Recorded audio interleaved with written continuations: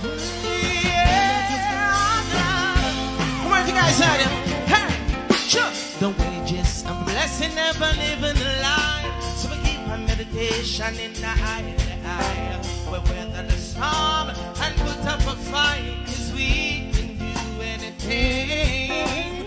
Should you feel like giving up, let the strength of your ancestors fill your cup. The power of Jah preserves I and guides in all that good. So evil that may be harm, can't go back where they came from. No demonic words will form shall prosper, yeah. Until the older and the science man come, cause them can't squeeze me like bar. No demonic words will form shall prosper.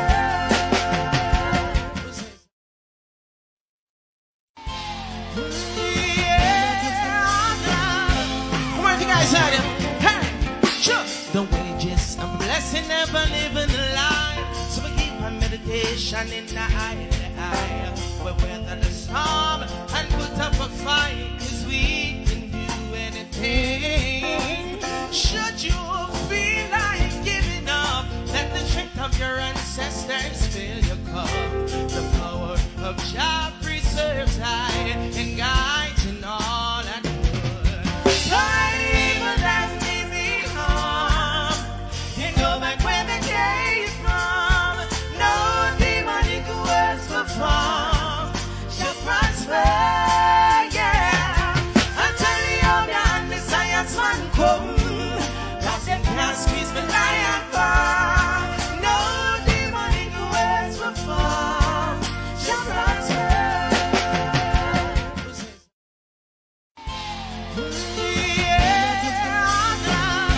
Come on, you guys heard him. Hey, sure. The wages and blessing never living a lie. So we keep our meditation in the eye.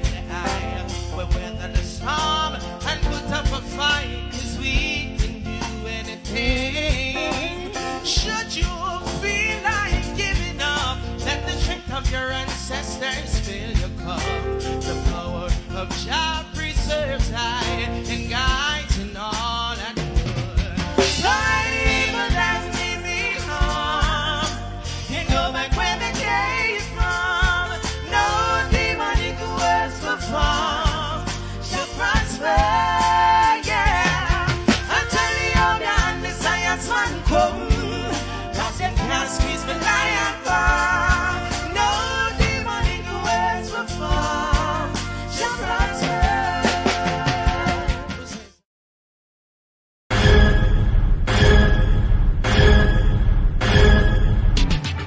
Jamaica Diaspora Crime Intervention and Prevention Task Force, in association with the Global Jamaican Diaspora Council, presents on the 26th of July 2024 Jamaicans and Friends of Jamaica. Join us in conference as we speak against corruption, crime, poverty, failed healthcare, poor education, and injustice in Jamaica. This takes place on the 26th of July at 1320 Ellesmere Road, Ontario, Canada. This conference starts 3 till 10 p.m. Guest speakers on the day: Wayne Lonesome, Will Rattigan, Mystic Sensation, Herb Nelson Jr., Aromatic, Sister Maria, Jamaican Carlos, Dr. Rupert Francis, Jeffrey Tavares, and more. This is going to be a very important event for all Jamaicans and friends of Jamaica. Don't miss this event if you care about our country. Jamaicans in the diaspora, we can make a difference.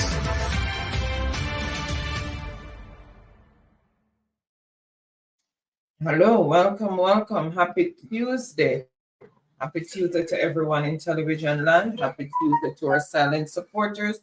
Happy Tuesday to everyone in the chat. Thank you so much for tuning in. Really appreciate the continued support.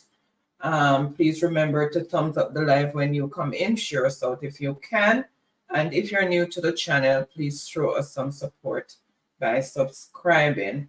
And guys, remember to go over to Daisy Magazine and support Daisy Magazine. And she has on her cover there the meeting that we're having coming up on the 26th of July, and that is just 10 days away, so we are almost there. So remember, guys, turn out in your numbers, and those who cannot be there physically, tune in virtually, because the numbers really count to show support, because it's a very important event, and it's for a very important cause, and it will be at 1320 Ellesmere Road, Toronto, Ontario, Canada, and it's starting at 3 p.m. and ending at 10 p.m. And it will be highlighting the corruption, crime, poverty, failed healthcare system, poor education, and all the other negative things that's happening in Jamaica. So please, please, please make sure you come out and support. So Daisy Magazine, it is www.maxter.com/p/Daisy. All right, guys, so let me just welcome those in the chat. And thank you so much to all the new subscribers. Welcome to the movement. Really appreciate you coming on board.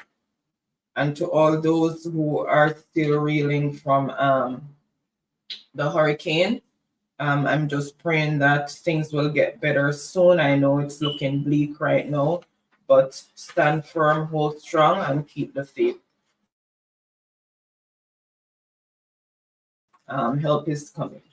All right, so Truck Life, welcome, welcome. Noreen, Andrea, Yuna, Antonio, John Mel, Rosalie Ricketts, Petra Alexander, Doris McCoy, Carla Ibans, Rennie Swaby, Larry Beckford, JC, Florence Brown, Barbara Finley, Vivian Hamilton, turn it off, yeah.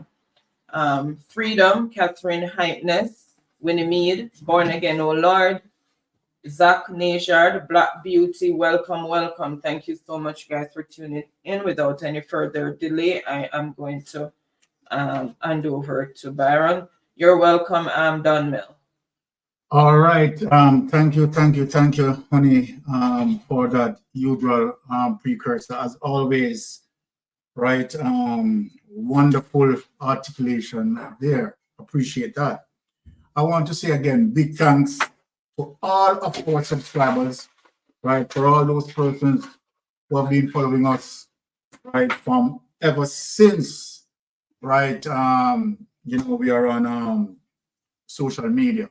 We really appreciate that. We want to say big thanks to you. Now we have several programs that we are going to venture in tonight, right? And you know, I can't, as it relates to the passing of Burial, right? That's a situation that we must discuss.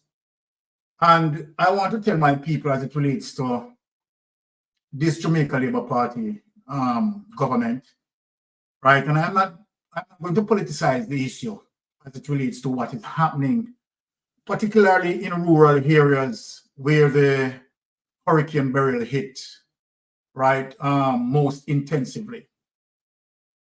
The reality, right, on the ground, right, St. Elizabeth and Clarendon, people are literally suffering. The situation reached crisis proportion, no doubt about it. And this should teach the Jamaica Labour Party a lesson that the PR campaign that, you know, they are doing, right, is not going to help the situation. The government has to first acknowledge the reality and deals with it accordingly, right? If we need outside help, that sort of help must so require. We can't be playing politics with people's life, right? And where this Andrew Walnut-led government is trying to play PR as it relates to every single issue and using PR to divert from the issue, because the fact of the matter, reality is now catching up on them in terms of now people who are crying out. People who are literally crying out. So The PR is not going to help the situation. The people on the ground need help. We can't have, as it relates to electricity, where thousands being affected, right? People not having the luxury of water, right? Thousands of products being spoiled, and it is just a terrible situation. So without any delay, we want to just delve in that situation. Now we are going to have Herb Nelson in studio tonight, and we'll also have Maria, Daisy Magazine, in studio with us tonight.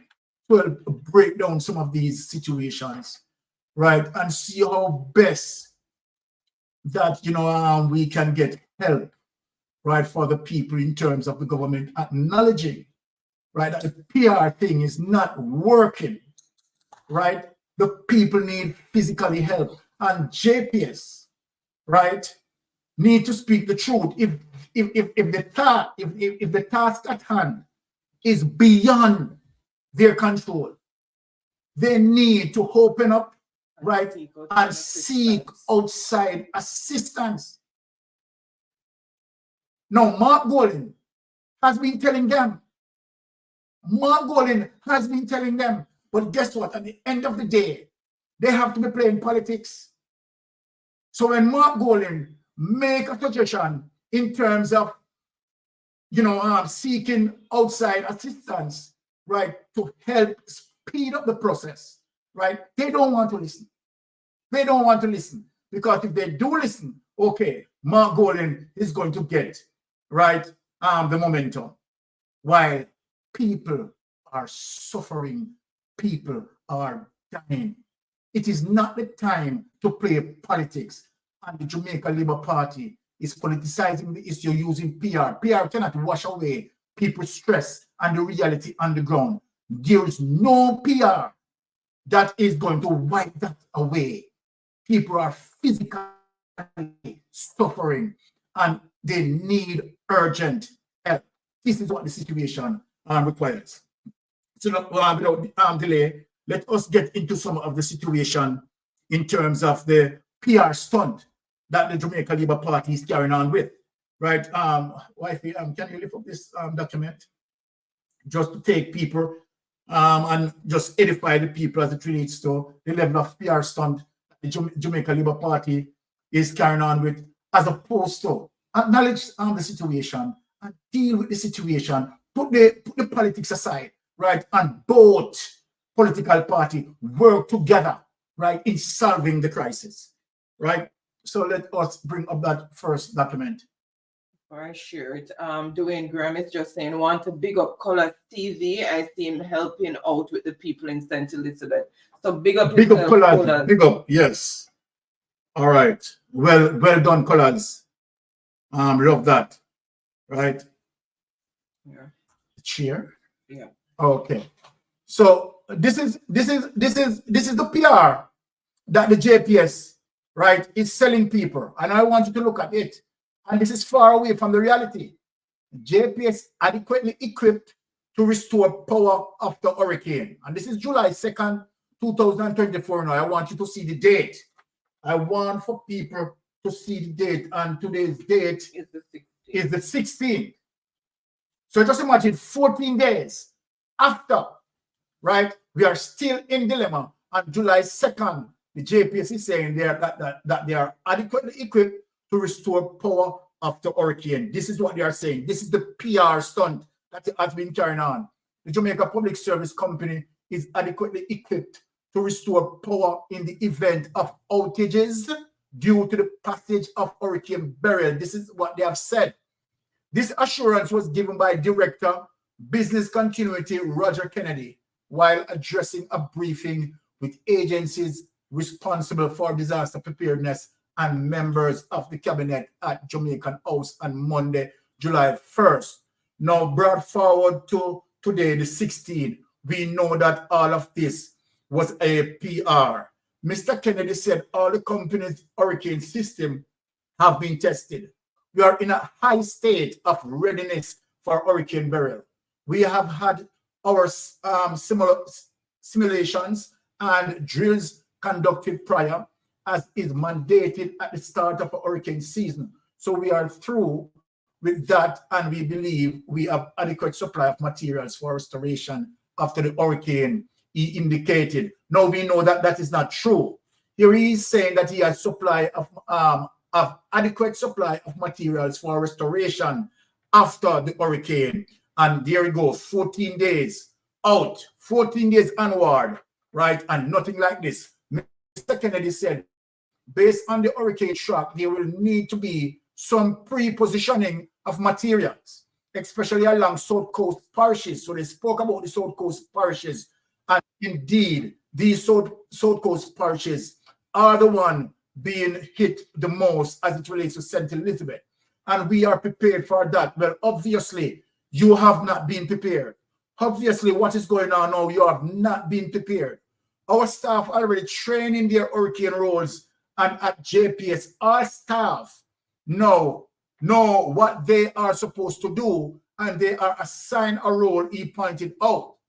Mr. Kennedy said third-party contractors will be critical to the restoration process. We are not seeing those third-party contractors as we speak. Our third-party contractors also are sensitized. They are vital in our restoration efforts after a hurricane. And they will also be pre-positioned depending on where the hurricane strikes. So if we need to have more third-party resources along the South Coast in Clarendon, for example, Rocky Point, we will do so, he informed. So guess what now, JPS? We need those third-party contractors. Now we need those third-party contractors. So we need to see those third-party contractors in these affected areas in Clarendon and, of course, St. Elizabeth. And JPS, we are not seeing them. So this is just pure PR stunt. Mr. Kennedy noted that natural gas will not be immediately available after the hurricane, as the ship at Old Harbor Bay, which provides this fuel, will be moving out based on safety reasons. So the ship can move back in. I want to know if the ship cannot move back in all now. What we will do, though, is that the South Jamaica Power Center, located at Old Harbor, St. Catherine, is dual fuel. So we will switch to automotive diesel while we do not have natural gas for that period. So I'm asking you now, why you don't switch to automotive diesel now? The people are suffering. This is what you have said. There it is in the paragraph. Let me read it over to the people. What we will do, though, is that the South Jamaica Power Center, right, SJPC, located at Old Harbor, St. Catherine, is dual fuel. So we will switch to automotive diesel while we do not have natural gas for that period, he said. So have you switched to automotive diesel? Because people are suffering. People are suffering. So when we look at this, it's only pure PR stunt. Pure PR stunt to make the Jamaica Labour Party government look good like they are doing something. Nothing being done. This is what you have said. And this has not been fulfilled. Mr. Kennedy advised that the natural gas supply will be available once the ship returns to the island. So the ship cannot return as now. Why the ship don't return to the island? Kiss me teeth, man. Meanwhile, the JPS Central Emergency Operating Center has been activated consequent on the Meteorological Service of Jamaica issuing a hurricane warning for the country. Mr. Kennedy said bushing will continue in critical areas and bulletins are being disseminated regarding protocols for restoration after the hurricane, as well as measures to be taken before and during the cyclone passages. So let me say this. This is no form of preparation. This is only PR, tricking the people of Jamaica. Just take away that document money. Right? Okay. Brother Herb, welcome. Right? Oh, it's mute. Okay, let me unmute you. You're muted, Herb. Herb, you're muted. I just think to you. You're not hearing you. You still not hearing me? Yes, hearing you now. Okay, all right. I just wanted to say from one dynamic duo to another, I should get out of the way. Okay. All right. There you go, sir. Can't see it fully. There you go, sir. All right. Love it. Yes, How much man. can you see? Can you see all of it? Yeah. Not the lady fully. Not the lady fish, but we seen you if that is the younger you. Okay. Is that the younger you? I need to get it up Yes. some more. All right. But because it's not coming up the way it should. I got it up before, but I don't understand All right. why it's such a problem. I don't mind. You need to tilt down your camera a bit. Can your camera tilt down? No, it's the way it was brought in. Yes. It came in too low. So I'd have to go redo it all over again, but not now. All right. So I use a different one. All right. There you This go again, one- sir. All right.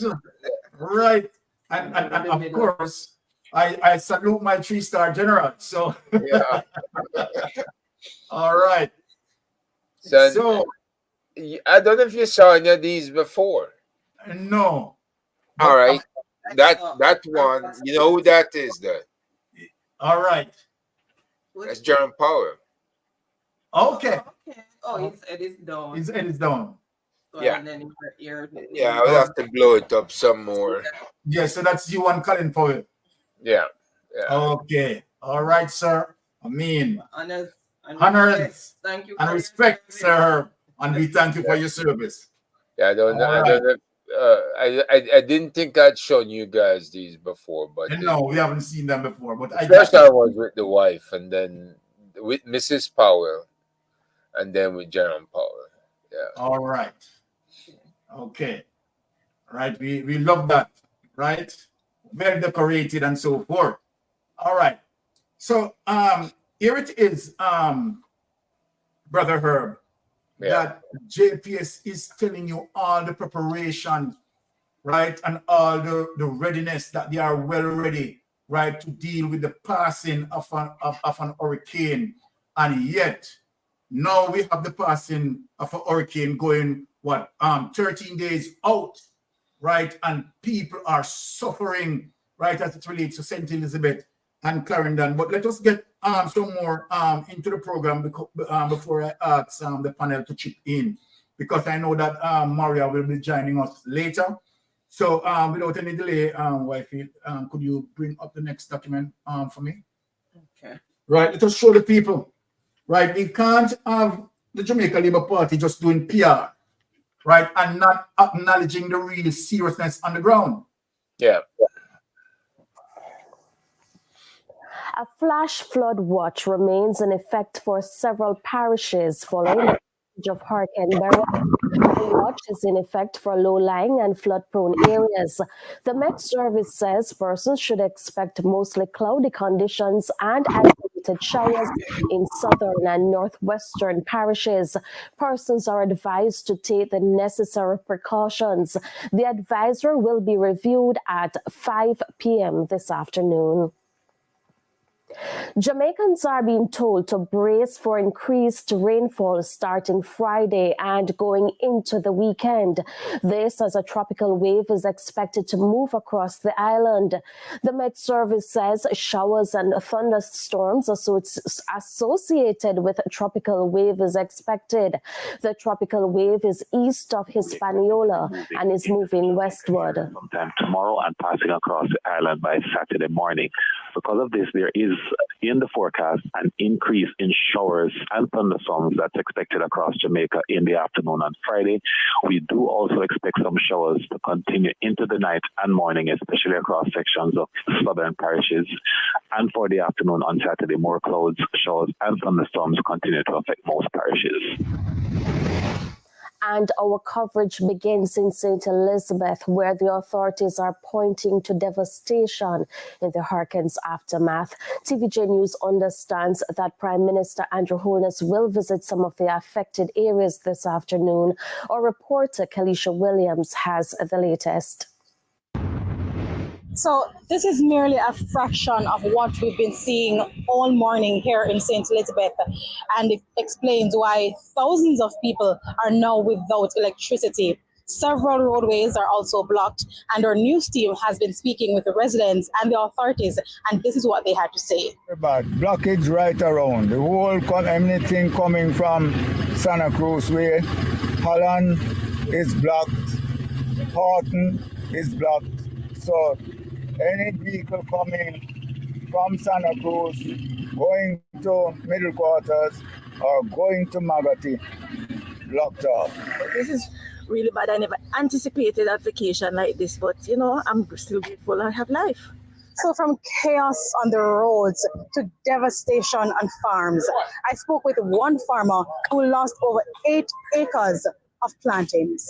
This farm, the damage that done is about over $3 million to actually repair this farm right now. So, you know, I am just concerned about all the other farms because it's another 8 to 9 acres elsewhere. But the breeze that I saw last night, I just know that everything went down. So I'll have more on these and other stories in primetime news this evening. Reporting from Santa Cruz in St. Elizabeth, covering Hurricane Beryl, I'm Kalisha Williams for TVJ News. And the devastation continues in Clarendon. Our reporter Dwayne Anderson is in the parish and filed this report. If you ask the people of Clarendon, particularly those in the southern and central parts of the parish, they will tell you their areas are disaster zones. Now, of course, that sort of designation has to come from the authorities, and that designation has not yet been made. And speaking of the authorities, many of them are already on the ground doing their early assessment. I'm talking about people from the Municipal Corporation of Clarendon. I spoke earlier with them, including the Mayor, Joel Williams, and already they are begging the people of Clarendon for some time to do the work to help them to get their lives back in order. But it is overwhelming here in the parish. I'm talking about overwhelming to the point that people are crying. The people say they don't have food, they don't have water, and that is just a tip of the iceberg. They don't have homes. The roof of their homes totally gone. Walls have collapsed on the people.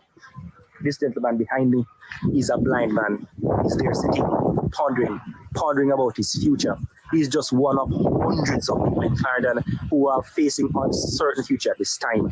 They are hoping that the authorities, including the Jamaica Public Service Company, can come in and restore energy at this time. They need energy. Their lives depend on it. Their business depend on it. But that's early discussions. When we're coming here, I've lost count. When I stopped counting at about 40 light poles that have been black along roadways. I've lost count of the dozens of homes without roof. It is all uncertain for many people in Clarendon at this time. Many are comparing this hurricane with Ivan and Dean, and they say this one, based on wind damage, is the worst they've seen. What happened? We leave out of the house 2 years of the storm coming, go to our next door to another family home. When I come back, the house have gone, the phone coop gone. Nothing extra.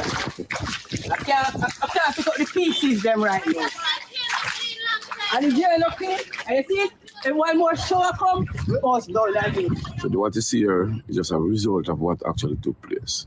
The residents have been affected, and the school, the roof of the school is gone completely. With the power of the movement of the wind, some of it went across the road and it chopped the electrical supply wire, damaged the pole. And I'm glad that no one got hurt, actually. Nobody got hurt.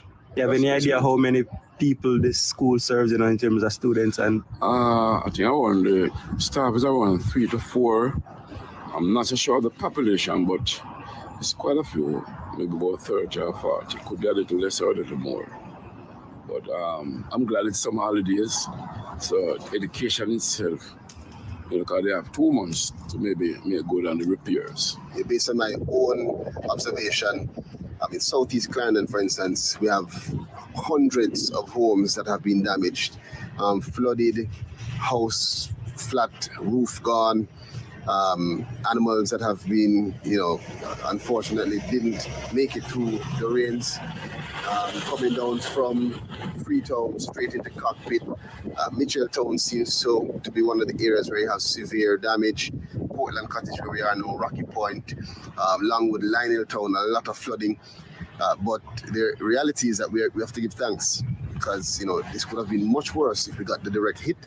And there's no report of loss of life in this area. So we give thanks to that. We advise persons and have been advising them, take pictures, get information so that we can assist as best as possible. And the other issue is that we are not able to get in touch because the phone lines are completely down. So we can't get in touch with JPS or with other utilities to advise them of where the problems are. So we are trying to take that information. Then I'm going to try and drive out of the area, get some signal, and see if we can send that information to them.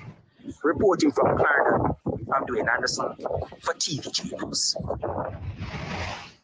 All right. So when we look at that, and from the first clip that we read, and the Jamaica Public Service is saying that they will so up and ready as it relates to the passing of Beryl, right? Well, this has to be a joke, right? And when it comes to the PR, right, the lies and deceit, right, and you are going to come out there with PR in order to what? To make the government look good. You have to deal with the situation, the reality at hand. And JPS is now trying to color the reality of the situation. Likewise, the government is trying to color the situation. So let us hear what Darrell Vaz has to say as it relates to so-called recovery work that being done. Let us put up that to show the people what Darrell Vaz has been saying here. It's crazy. This is just crazy.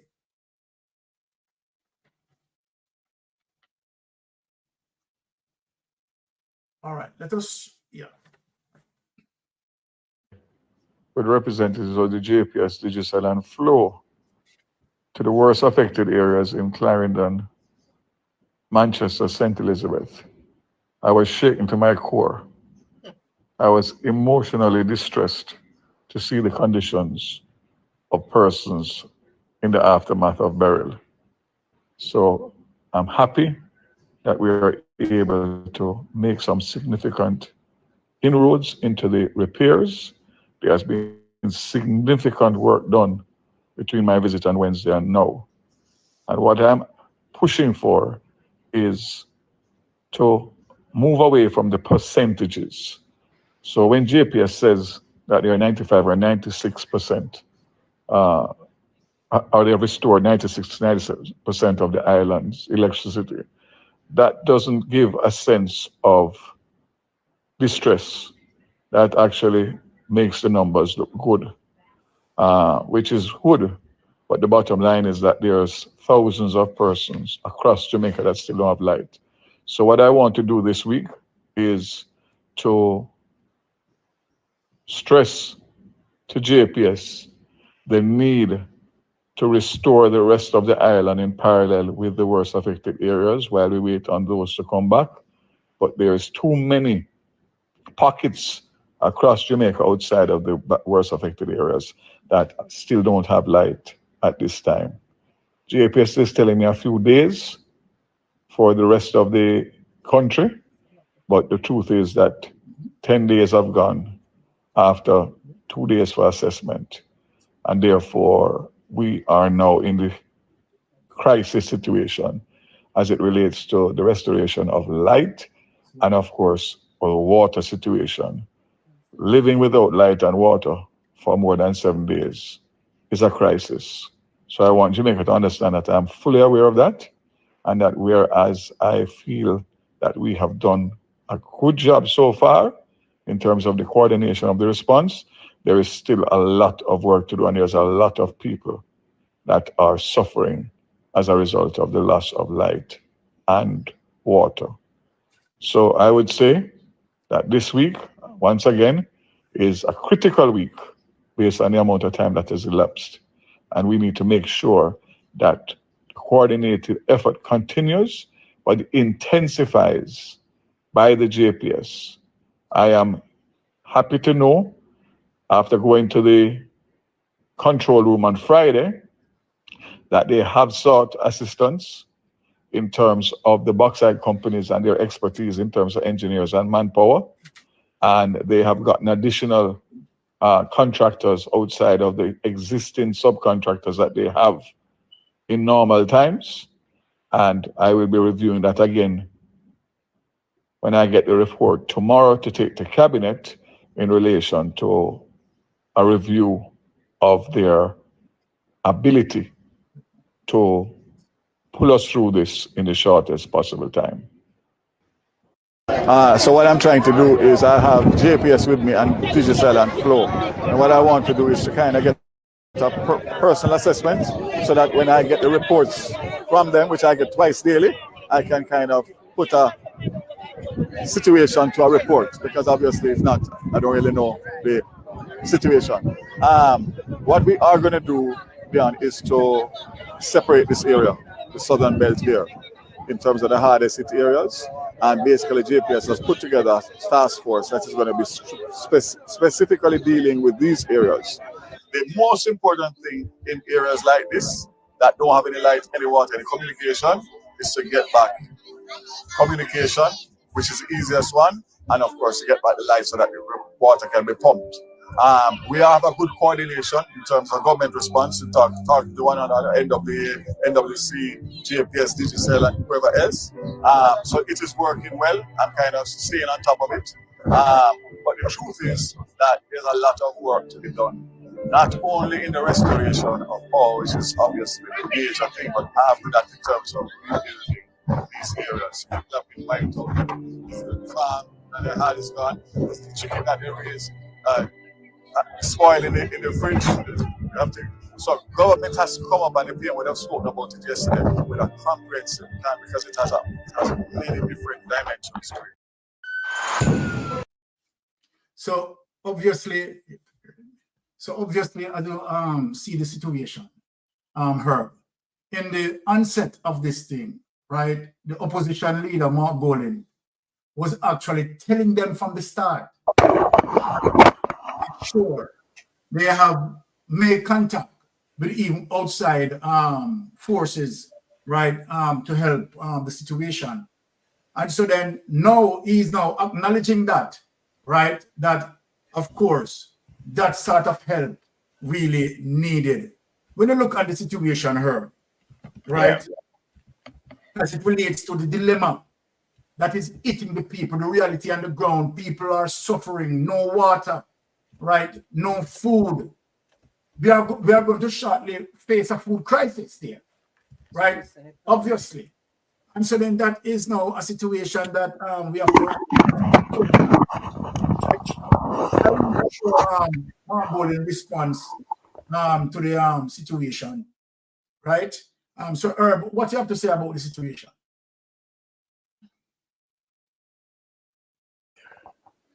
And when they said that, we said they have not seen anything like this in 40 years or more. Yes. So how can they be so confident that they're ready? What you need is an outside assessor, outside assessment. Who is the last country that kept getting hit? Haiti, 100 miles across from Jamaica. So why not ask the USAID to bring one of their people that did recover in Haiti, come into Jamaica and do a real assessment? They never did that. They left it open, and they were very confident that they could withstand Cat 4, Cat 5. And that didn't work. So now they've been hit hard. They have gone down, not for the count, but they have to find out the hard way that you cannot keep your wires above ground on an island like Jamaica. You have to kind of encase them and bury them. right? I know that has been said, folks, for over 40 years, over 50 years. Experts been telling them, bury your wires. Just like they tell them down in Florida, you got to bury the wires, right? If you run those wires and you encase them and you put them under the ground, can't be no more than maybe 2 feet down, right? And you don't stretch them a whole lot across rivers, you probably try and bring them across the beds, right? But there are experts that tell them exactly how to do it. And when you do that, your grid's protected. And instead of the grid going down during a bad hurricane, you shut the power down until the danger pass, and then you turn the power back on, right? And of course, you shut down in stages, you reverse it in stages. We go through that here in Virginia. If they're going to shut the power down, it's done in stages. And when the hurricane passes, they bring it back in stages. Very orderly, right? It's not rocket science, but somebody has to change the paradigm. Somebody has to change the way our business has been done since the old days. And a company like JPS making as much money as they do, they should be the top company in the world when it comes to counteraction against hurricanes. They should be teaching others. They should be putting the playbook out there. Instead, they're losing power, talking about weeks, maybe months before some people get the power back. And it doesn't make any sense. Makes no sense whatsoever. But Herb, since, as you said, they have been told, right, or they have been instructed as it relates to the way how to avoid catastrophe along these, right? Yeah. To put their wiring beneath the ground. What is preventing them, Herb, to do just that, to be proactive in that instance? And because they have the money, right? They are making so much money from the people. So what is the objective of JPS? Because you just said it. They want to make so much money. They don't want to spend anything, Byron. Look, if you're going to be a top service company to people, you got to spend the money. But they devalue our people. They undervalue them, right? They don't think very much of them. And that includes the ones in the hills as well, because their power go out too. But they can afford the 10,000 US dollars generator, right? And that make life easier for them. Yes. Right? But eventually, if you don't use up everything or cook it, everything will spoil. Right? Yeah. Because you can that GenNac only going to probably take you 10 days. Right? And if you're running too much, it less time than that. But I look at this. Underground wiring is less susceptible to damage from hurricanes, strong winds, and falling trees, which are common in Jamaica. Yes. Hey, Miss Daisy. Hey, that's Sir Herb. Yeah. Greetings, Mystic Sensation, and everybody in the chat. All right. Yeah. We're just talking about underground wiring here. What the advantage? Improve reliability. Underground systems tend to experience fewer outages compared to overhead lines. For example, during Hurricane Ian, areas with underground wiring had significantly fewer interruptions. Enhance safety. Burying lines reduces the risk of accidents and fire hazards caused by down power lines. Yes. Aesthetic and environmental benefits. Underground wiring can improve the visual appeal of an area and reduce the need for tree trimming around power lines. However, it is important to note that the initial cost of installing underground wiring is higher than overhead lines, and the process can be complex and time-consuming. But they've been told this for 50 years, and we still have the overhead lines, and we still reinventing the wheel every time there's a bad storm. Yes, and that becoming a problem. Yep. Right. So, and this is it, because if you remember, right, this was one of Andrew Walnett's campaign message in 2015, right, to improve service from JPS. As a matter of fact, he said he would be challenging the JPS by bringing bigger companies that will serve our people well. This is the Andrew Holness that we are talking about. He promised that in 2015. I was actually searching for that clip, right, to have it played to make the people hear him, you understand, on his campaign promises. And this is what people are facing as it relates to Andrew Holness. Just promising, and never, ever deliver. Sister Maria, welcome to the program. What you have to say in terms of this mess that is going on here? And let me bring you up to speed as it relates to, JPS, right? Yeah. Who claim that they are quite ready, right, for the aftermath of Hurricane Beryl, and they will be able to get back the Jamaican up to speed if there is any such predicament. And now we have the predicament, and we are seeing that JPS is not ready.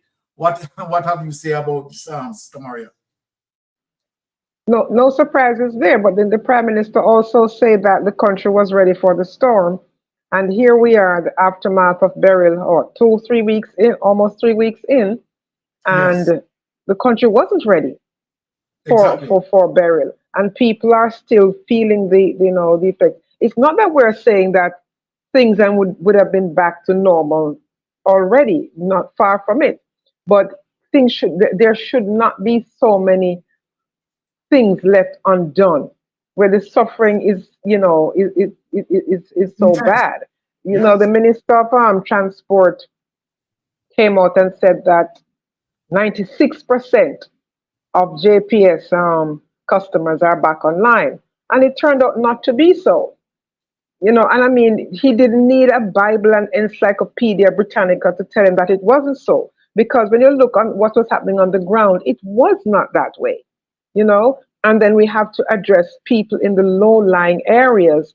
And also, the cutting down of trees are going to cause more soil erosion. Trees are there for a reason. So not having these trees and putting up all these concrete buildings are creating problems.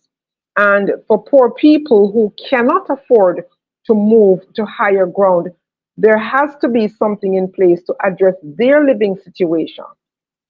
Look at the people down in Portland Cottage and in St. Elizabeth who are on that south coast and are literally always in the line of hurricanes. How is that situation addressed? And I heard Herb talking about, putting the power systems underground.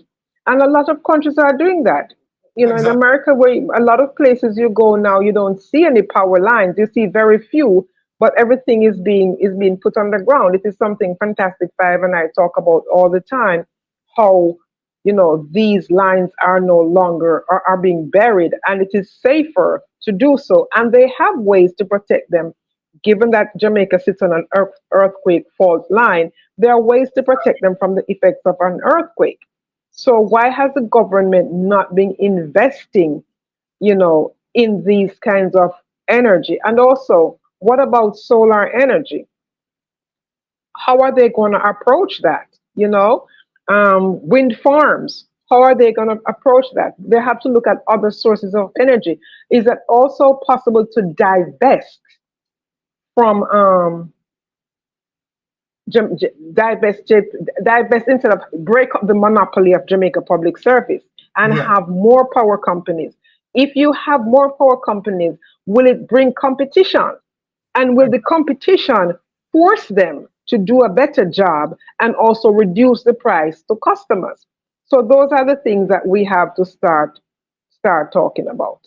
Exactly, and as you rightly said, because if the JPS has competition, it's automatically is going to have a ripple effect in terms of reducing, right, the price for customers as well. So what JPS need, Jamaica JPS need that competition, but I just can't settle enough in terms of as what Herb said earlier, that over 40 years, right? And I mean, it stretches across both political aisle, right? That we are still, lagging in this process of having the wires overhead.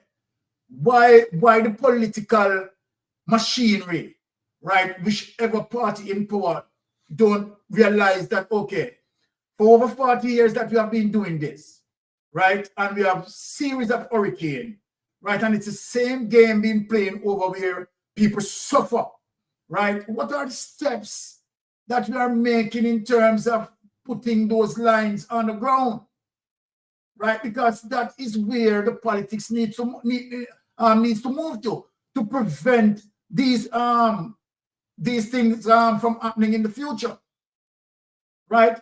So in general, it just speaks to the representation that we are getting. Getting poor representation, and we just need to step it up, particularly where this government is concerned in terms of running on it.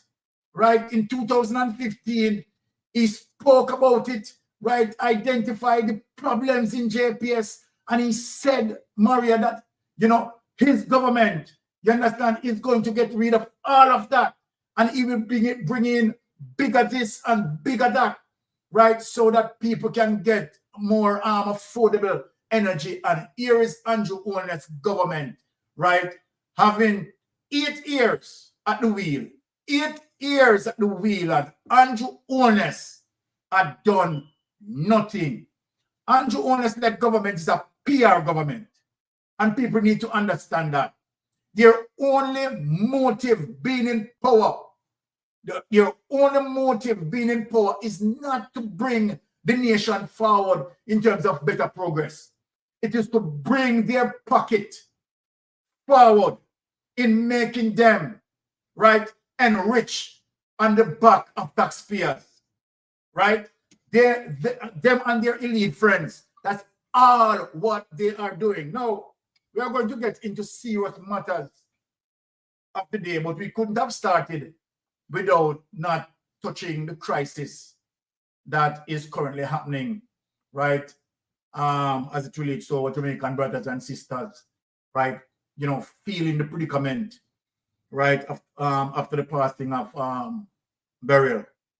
But we are going to touch something as it relates to talking about the extended corruption as it relates to this particular government. So we are going to get deep dive. And one of the first things that we are going to bring up back in our story, right, because we have to bring up SSL back into our story and dig into it. And one of the reasons why I am bringing up SSL back into our story, because people need to pay attention, right?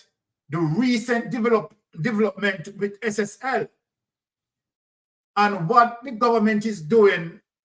Let me say this to people. Nigel Clark, Andrew Holness, right? They need to leave our politics. Now, here is Nigel Clark. I am going to read a document. Here is Nigel Clark, right? Is acting like he have interest to resolve SSL issue. Nigel Clark. As if we don't remember what Nigel Clark did in SSL. Now, let me just read it, and then we break it down after. Unbelievable. Unbelievable as it relates to this government, right? There is this government right? They take the corruption to a new level, And Nigel Clark, I just come to the determination that the Jamaica Labour Party government just believe that Jamaican people are dunce, Jamaican people are backward, and it's just a 90-day talk. The Jamaicans people will not remember what we have done, and so then here is Nigel Clark now coming forward. No, so let me just put up this document and have the people let me just read it to the people. Look at this, people. Look at this. Nigel Clark is coming through after what Nigel Clark did. After what Nigel Clark did, Nigel Clark is coming through acting as if, right, he's protecting Jamaican people. Oh my God. This is just sickening to my stomach. Sickening to my stomach. This is the government. Government fights for control of SSL. And see here, people, right? It is not nothing all I am digging up. This is July 14. I want people to see 2 days ago, People, this is 2 days ago. July 14, 2024. So I'm not digging up anything old. It's because of what Nigel Clark coming out with, right? I am going to have to now remind him and put him in place. The government is fighting back for control of stocks and security limited. Stop and take the Jamaican people and feed that. You, Nigel Clark. You stop and take the Jamaican people and feed that. With an appeal against a court decision that ended a financial regulator's temporary management of the fraud it company. Now, in May, Supreme Court Justice David Batts ordered the immediate end of the Financial Service Commission, right, control of SSL and turn over the reins to the company's appointed trustee, Kadian Campbell. Batts said Campbell's appointment, which the FSC challenged, was valid and that the FSC temporary management was ill-advised. Campbell is now leading a court-supervised winding up of SSL because people, let me tell you where this is going to go. The government is acting as if they are trying to prevent this. And what we are seeing here, you're going to see within the next few months coming that SSL, right, is going to end up, right, get the opportunity and wind up the company. So don't be fooled by this as if the government is trying to get into the bottom of SSL, right? The government is part and planning of this. This is their friends just cooking up, not to make it look bad. You understand, for public consumption. You can't fool us, Nigel Clark. The FSC, which has a statutory mandate to supervise and regulate investment houses, filed an appeal on July 8th. The FSC, the file appeal. The FSC, the file appeal. When the FSC flagged SSL from 2012, and Nigel Clark allowed SSL to do what SSL had done, right, and take away the people money, and now you run out, make it look like, say, you understand, you try to stop SSL from winding up. Nigel Clark, you know, but with a reverse psychology. You understand? We know that the government in on this, claiming that Batts made several errors of fact and law. The regulator is challenging the findings and orders made by Batts and is seeking, among other things, an order from the Court of Appeal to restore its temporary management of SSL and to restrain Campbell and other SSL officials from dealing with the company assets and liability. I can't, me just a laugh. Wanna really take the Jamaican people for idiot? Wanna really take the Jamaican people for idiot? Breach of directives. The regulator sued SSL and Campbell on January 25th, 23, contending that Campbell's appointment to pursue the winding up of the company was in breach of directives and an attempt to frustrate the fraud probe. SSL reported the fraud to the FSC on January 10, 2023, and 2 days later, the regulator issued several directives.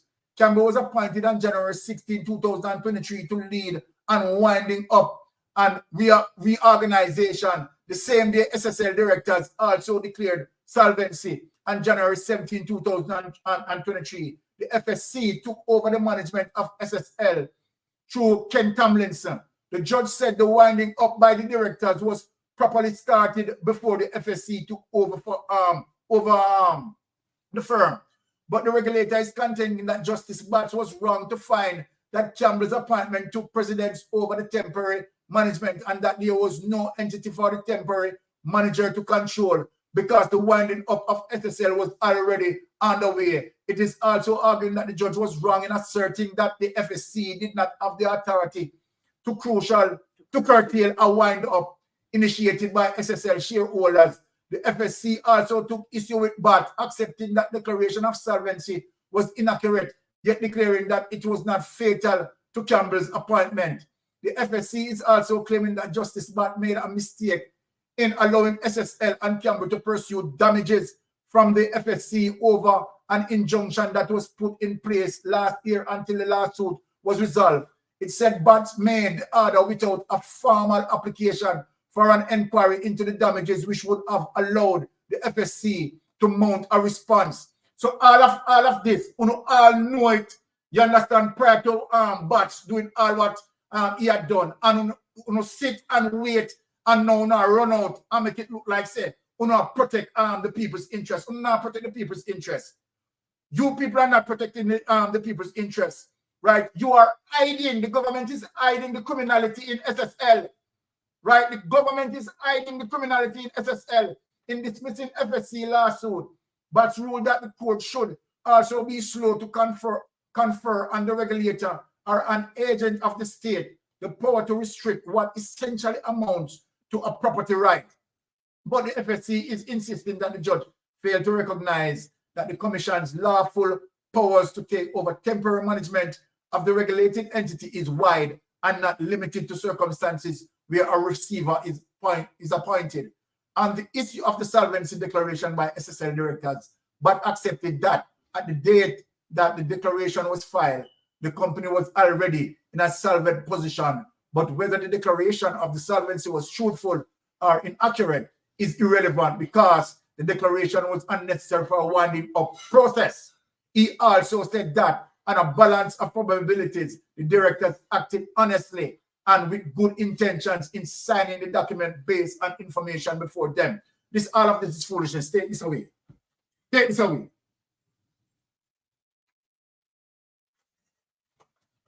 Now, Brother Herb, I don't want you to come in yet. We're going to put this in a chronological sequence, right? Maria, I don't want you to come in yet. I am going to put this in a chronological sequence to show you how culpable the government is with SSL and twisting and twining and trying to act as if now they are defending the interests of investors, right? When at the same time, right, they are corrupting the situation. Remember, it is Nigel Clark who stated that FBI will be investigating. Remember, it is Nigel Clark said that he will move all the rocks, move all the obstacles to get to the bottom of this. It is Nigel Clark. So I want to ask Nigel Clark something now with the clip that I'm going to play. And I want to ask the Jamaica Constabulary Force, right? And I want to ask the DPP. So this question is for the DPP in terms of the clip that I'm going to play. So if the government serious about resolving SSL, get to the bottom, identify the corruptors of SSL, the government could simply act in a transparent way, which the government is not. Now, let me play the clip and show you why the government is not acting in a transparent way, but the government is doing everything to cover up the wrongdoing of SSL because the government is also in an SSL. It is FinSac 2.0 that this government had created. So Nigel Clark, you know, better come with the anti-punky and a go on like say, no, you are different after you, CM1, Nigel Clark, had done your best, you understand, to dismiss all the evidence to suppress the evidence. Nigel Clark, we know you and Andrew Holness can't spin no way around this. You understand? And make it look like, say, the government don't have nothing to do with SSL. The government has everything to do with SSL. As a matter of fact, it is the government engineer SSL. It is the government that engineer SSL. Even now, we cannot know how much Andrew Holness put into SSL and how much Andrew Holness get out of SSL.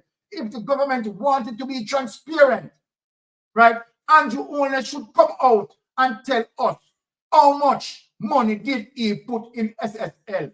We know very well that, that Andrew Holness got money out of SSL at least 3 times. So what sort of profile account Andrew Holness would have in SSL to get money out of SSL 3 times? Remember, SSL wasn't doing any legitimate investment. So there is no way that Andrew Holness should be getting return on his investment. So people need to understand that. SSL, and we are going to prove it tonight, that SSL was investing the people's money. SSL was stealing the people's money. So then how could Andrew Holness, just like Nigel Clark, who don't even stop and take the Jamaican people for idiot? Too much of the corruption, too much of the wrongdoing. Nigel Clark, you are guilty of everything here. So let us play the clip to show people how guilty the government is. So, without any, let us play this clip.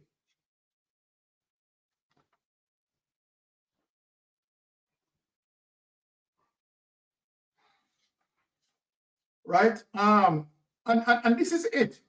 If the government, right, is truthful in wanting to resolve the situation, the government would have resolved the situation. Look at this, my people. There's a major development in the fraud case at Stocks and Securities Limited, SSL. The accused in the matter, Jean Ann Panton, says she was persuaded by her boss and the company's founder, Hugh Croskery, to confess. Her lawyer filed new documents in the Supreme Court last week. Kalisha Williams has the details. Ms. Panton, a former client relationship manager, made the claim in her defense in a lawsuit brought against her and 9 others by an investor, Gene Ford. Mr. Hugh Croskery is listed as the 3rd defendant in the suit. In her defense, Ms. Panton said the background of the alleged confession was premised on an offer made by Mr. Croskery on behalf of the first defendant, SSL. In the document filed in the Supreme Court on May 25, Ms. Panton said the offer was an inducement and the statement would not have been made otherwise. She is challenging the claimant to strictly prove the validity of the alleged confession statement and allegations according to law. According to the signed confession statement dated January 7, 2023, which was made to SSL as part of an internal investigation, Ms. Panton named 39 clients whose accounts had a total value of almost $3 billion. She said she took approximately 20% from the amount stated for each account, in addition to a further $109 million. An account in the name of Wellgen Limited, a holding company owned by sports great Usain Bolt, was not mentioned on the list, and SSL in a subsequent statement said it was unaware that the portfolio was affected. Bolt's account value plummeted from US $12.7 million in October 2022 to $12,000 US in January. Wellgen has also sued SSL. In her suit, Ms. Ford, who is 80 years old, is alleging she was defrauded $830,000 US. Both matters, which are being heard together, are scheduled to be mentioned in the Supreme Court on Wednesday. Kalisha Williams, TVJ News.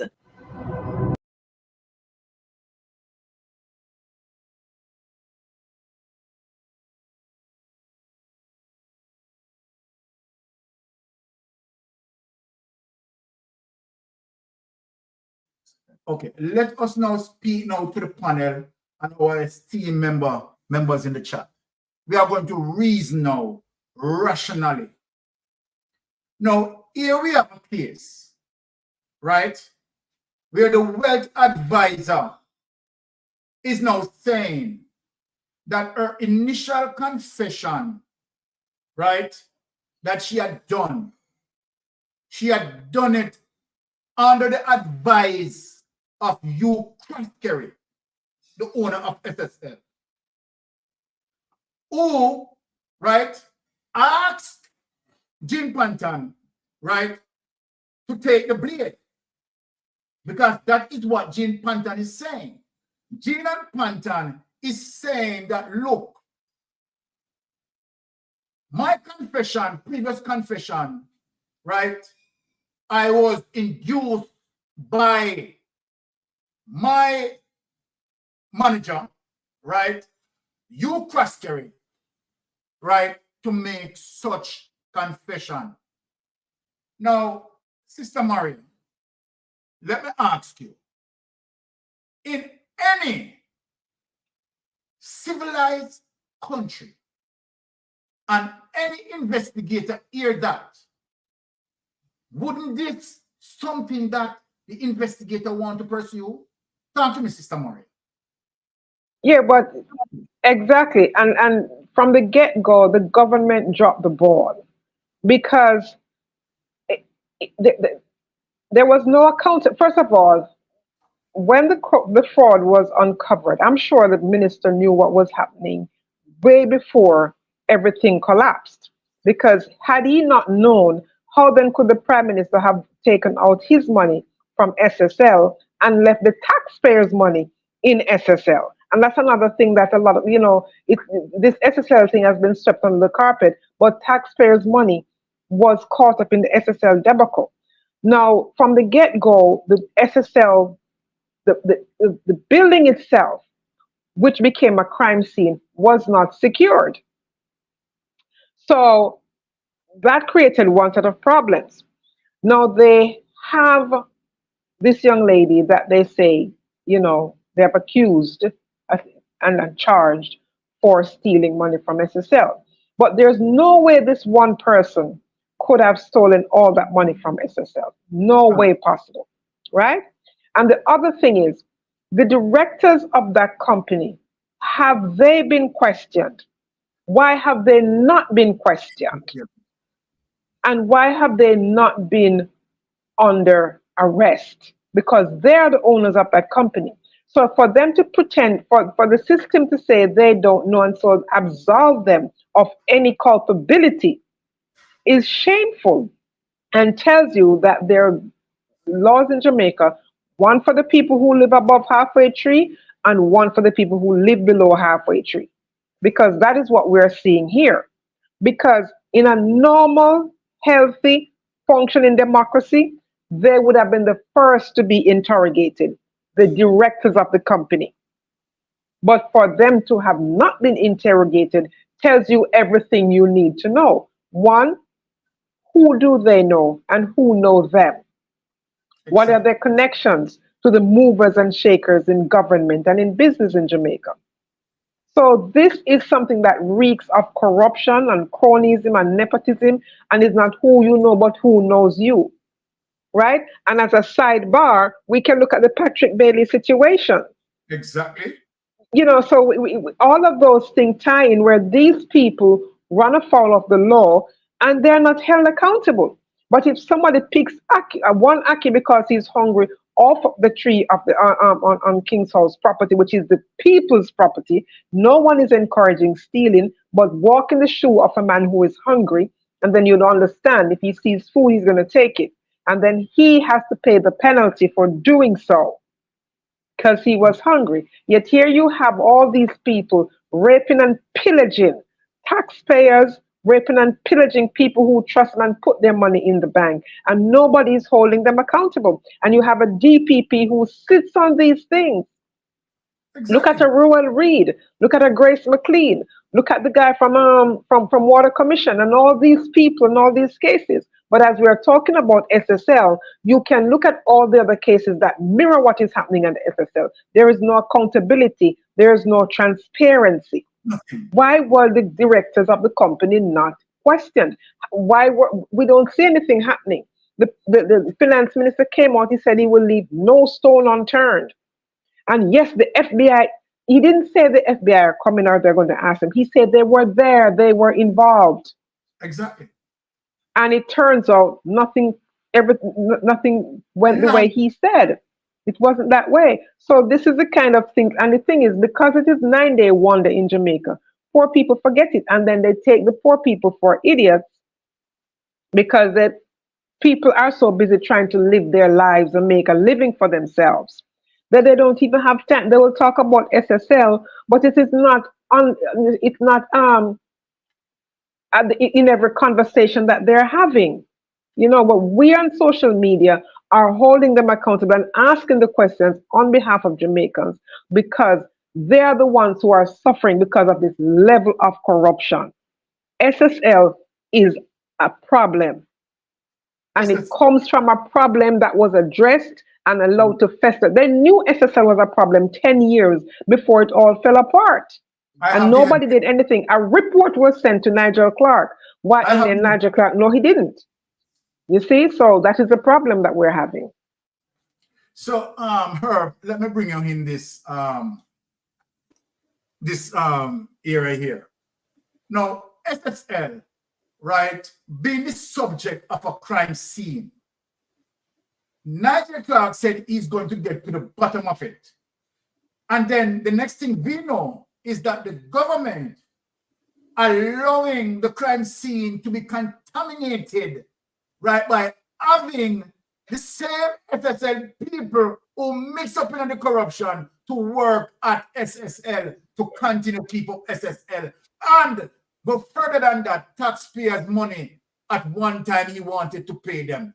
Talk to us about this situation. Speak to us. Well, it's a situation we here in the U.S. has never seen before, right? You have these people that is sitting in the middle of the crime scene, and you don't know whether they're cleaning up evidence or if they're creating another storyline, right? Yeah. You saw so many storylines from Nigel Clark. You saw the FBI storyline, and then when they spoke to the assistant commissioner of police doing the investigation, he says he don't know anything about the FBI, that he was handling things, and he didn't need anybody's help, right? So Jamaicans were in several minds by this time because they couldn't understand why would this man just bold-faced lie to us that FBI was there, and we here in the diaspora kept telling them, no, FBI don't operate that way, right? If they come in, they're in charge, and they're going to do the investigation, and then when it's over with, they're going to give you a report. But they never came. They never came. And even when we confronted the Minister of Finance, he just kept lying. Exactly. So the bottom line is they don't care. They do not care because you and I, we can't do anything about it. Neither can the Jamaicans. But in fact, that's not true, right? Jamaicans, if they were protesting, Baron, if they were rising up and they were marching on Ministry of Finance run by Racecourse, I hope they're still there because that's where I last remember them, right? If they were doing that and shaking up the building, because you see in different countries, people march on the parliaments or march on different ministers responsible for corruption and stone the place. Yeah. So you have that lie that was told, and then you have the other lie coming from Krosky about his lady Gina and Panton. And Krosky was at one point under some type of restriction. We thought he was going to be arrested, but then he's suddenly released. And the court rules he can travel, he can go anywhere he wants to go. And this woman who cannot account for Bolt's money. She never claimed it to begin with. Yes. So my question is, where did Bolt's money go? Where did it disappear to? The only person we know that left in a hurry, and we don't know how much money he took with him, was our goodly Prime Minister. Why? Because he had the inside track. He saw the KPMG audit report, the one that said how bad things were at SSL, the one that the FSC forwarded over to the Minister of Finance. Nigel Clark. Yeah, and he claimed he never got it. My goodness. And they had to pull out the signed for sheet, the sheet that his office actually signed for it, before he said, yeah, I remember now that I'd seen it. It happened about the same time that shortly thereafter the Prime Minister exited SSL. So all these coincidences seem to just happen at inconsequential times to Minister Clark, and he can't explain exactly what role he was playing during all that time. That's the question I have. What was your reaction to the report? What was the Prime Minister's reaction? You get none of that. Exactly. But let me put some more meat on the bone, Maria and her. Now, when you look on Hugh Croskery, as an investigator, one of the things that we are going to look on history, pattern of behavior, right? MO, what we call modus operandi, right? Now, so when we utilize modus operandi, particularly where Hugh Croskery, right, is concerned, we are now going to realize that this is not the first rodeo where Hugh Croskery is concerned, as it relates to, an entity that is operating collapse, right, and the people money is missing. So then we connect Hugh Croskery, right, as it relates to 1995, right, coming after the FinSac debacle, right, the Paul Chen Young saga, and we realize when we look into that, it was Hugh Croskery, right, who helped Paul Chen Young, right, to hide several properties in Miami. So here we are, right, where the history is telling us this is not the first time Hugh Croskery would have involved in a situation like this.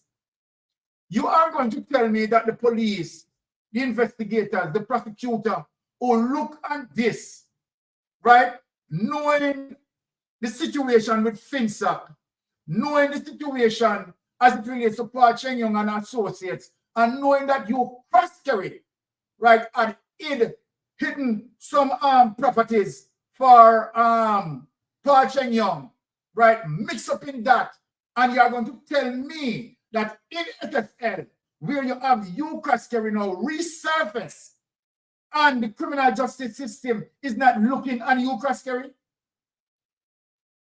Tell me why. Tell me why the government is not looking on Hugh Croskery and just have Jean and Panton doing what in jail, suppressing what? Where you have Hugh Croskery out there, you understand? Hugh Croskery who had mixed up with Paul Chen Young, and where evidence showed in court document is showing where Hugh Croskery had hidden assets for Paul Chen Young. Unbelievable. And here is Nigel Clark now running out because guess what? General election is near. And I believe, Andrew, I believe that the general election is near. And I believe that the people have forget what been happening here, because remember that Jamaican people, just 9-day talk, right? Here is Nigel Clark now coming out. The government is now coming out, shaping as if, you understand, they are pursuing the interests of, the Jamaican people, or they are pursuing the interests of the investors. They understand, to avoid SSL from winding up. Well, let me burst the bubbles. We know that SSL is going to wind up under Andrew Holness-led government. We know what you are doing here and acting as if you are trying to protect the winding up. At the end result, you understand, this corrupted government with Andrew Holness at the end as the main corrupter, SSL is going to wind up. Let me say it before we do it. So when the people see it wind up, the people say, okay, Mr. Gwen said that already. You understand? So SSL is going to wind up. And you see the government now push it out, like now they are defending it, right? We know that SSL is going to wind up. That is now a way now to make you cross carry walk the people and things. Right? Just like the Crown report, that the Crown report now has completed. Where is the Crown report? If the government wants to get to the bottom of this, you understand why the government don't release the Crown report. Now let us move from the Crown report. What happened to the FinSac report? What happened to the FinSac report? Yes, JLP, you are saying that PNP involved in FinSac, right? Now the FinSac report has completed. Why you don't come out and be transparent enough? You understand? Show the FinSac report and said, see here PNP, Swiss Fortune involved here. Why you don't do that? We are asking you, we are begging you. But what the Jamaican government want to do is propaganda, social media, you understand, Black Widow and the rest of them, you understand, to go up on social media and talk about FinSac. FinSac is PNP, FinSac is PNP. And that's all they want to do. You have the report. Stop making social media warriors run on social media and talk about FinSac is PNP because FinSac. If you want to prove the truth, comes out with the report. Show the report. SSL is FinSac 2.0, where Andrew Holness led that. Right? And let me bring up the document to show you and show the people, because anything that you are speaking about, we have the source of information to back it. So everything what I just said, let me show the document to show that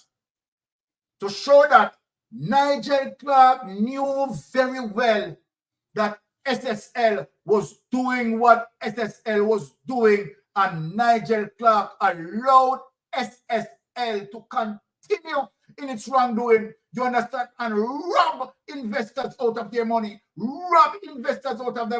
Nigel Clark allowed FinSac, allow SSL, right, to become FinSac 2.0 and repeat Paul Cheng Young and Associates that what Nigel Clark is a pilot for that. So without any delay, let me bring up that document and show the people so we and the people can read it.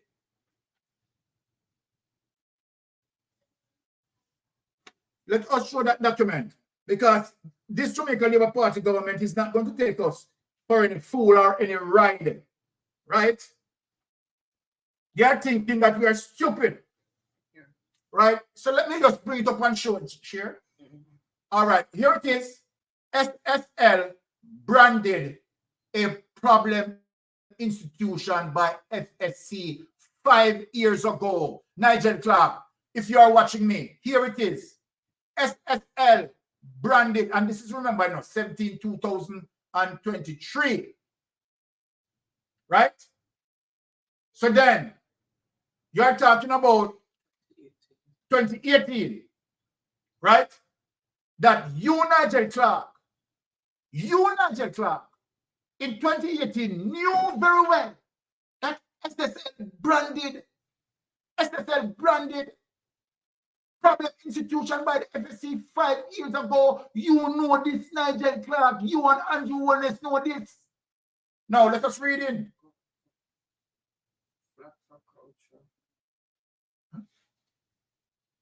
Right? flagged for a culture of non-compliance and mismanagement. So here it is, SSL branded problem institution by FSC 5 years ago flagged for a culture of non-compliance and mismanagement. What culture means? What culture means? Culture means a pattern of behavior. Over a particular period, it becomes a custom. It becomes a custom. That is what culture means, Nigel Clark. So what this is saying, it is their long-going practice of non-compliance and mismanagement. You know about this, Nigel Clark. The government know about this. Let us go down. Tax and Security Limited, SSL, was flagged in 2017 by staff of the Financial Service Commission, FSC, for a culture of non-compliance and mismanagement of clients' funds. People, make me read back that over. Make me read back that over from 2017. Nigel Clark and Andrew Holness no say SSL have problems with people money. 2017. Security Limited, SSL, was flagged in 2017 by staff of the Financial Service Commission for a culture of non-compliance and mismanagement of client funds, a systematic concern that may alarm investors as the company now grapples with billion-dollar fraud that Nigel Clark and Andrew Holness allow SSL to rob billions of dollars. The very same thing what happened to FinSac. Very same thing what happened to FinSac. Jamaica Labour Party guilty of FinSac in 1995, causing a collapse in the financial sector, and they come and repeated it. JP come and repeated it. This is the government that we need to kick them out of power. Now we have illicit 8. And trust me, by the time the year to finish, we're going to have the illicit 49. By the time the year finish, we are going to end up with the illicit 49. Trust me, people. Now let us go on. The opinion is contained in an explosive 8-page report prepared by the FSC in February 2017 ahead of the meeting with SSL representatives who were trying to convince the regulators not to suspend its license. Who knows the SSL a thief people money? How not suspending license? Nigel Clark not stop it. A suspension of the company's dealer's license, even for a day, would inevitably lead to a total destruction of the company and destabilization of the financial sector, SSL noted in the document obtained, and Nigel Clark could simply shut them down. Nigel Clark, why you didn't shut them down? It added that SSL has been a problem institution, especially concerning its financial position. FSC noted that for 5 years and 6 months leading up to February 2017, the company had been operating under its directions and has remained a problem institution for failing to file its annual report for the period up to June 30, 2016. Make it back up the people. Make it back up there. Come here, people. It is the same thing that is taking place as it relates to the Ministry of Health. $600 billion unaccounted for.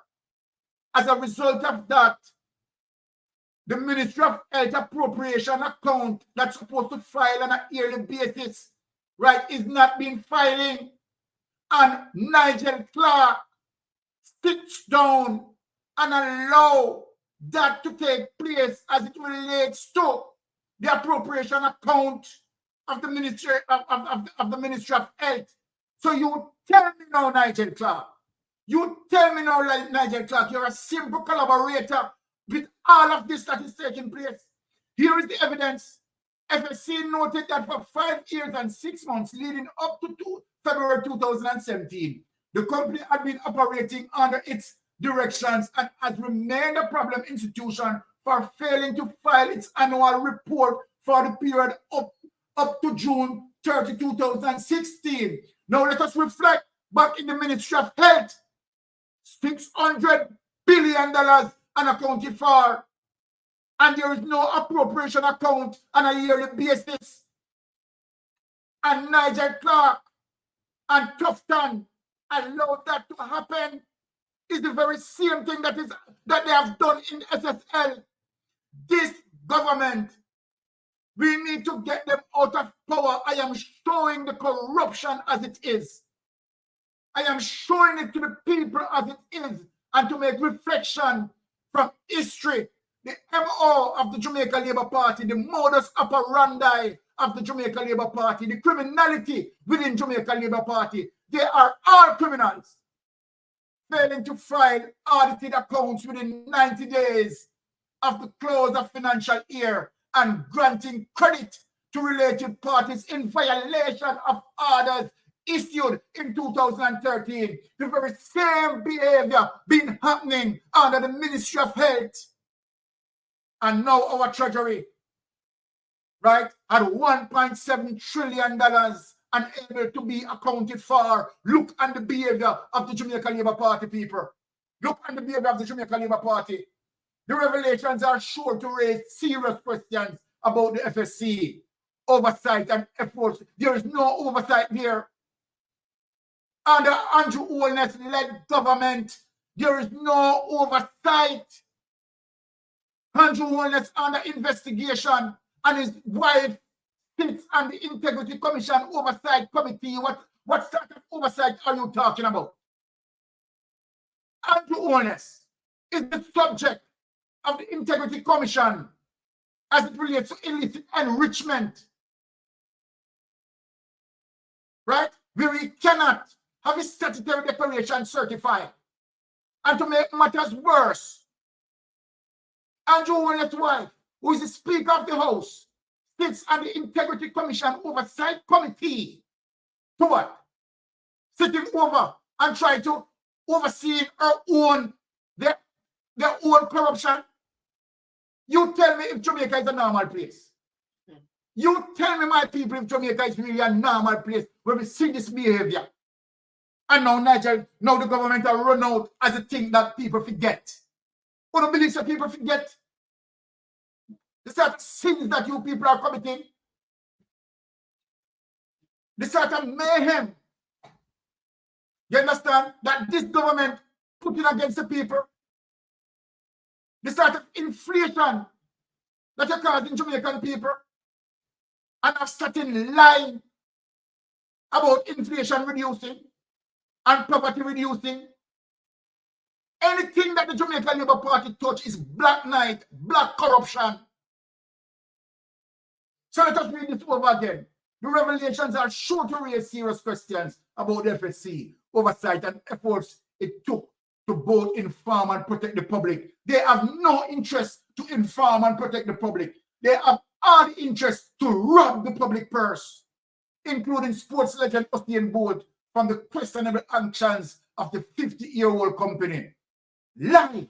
This again is another lie about 50-year-old company. Another lie on the shape. Right? I'm going with another lie and put SSL on the stock market. Right? We on wicked, vicious and lie. Now, they are also questioning whether SSL had satisfied 7 conditions imposed by the FSC for the company to avert suspension in 2017. Look at now, people. Bolt 36 is amongst more than 20 clients who are facing the loss of millions of dollars in a local and United States currencies arising from the alleged fraud that the Financial Investigation Division, FID, said has stretched back at least a decade, during which questionable actions were taken against affected accounts. Bolt, who retired in 2017, has been doing business with SSL for 10 years.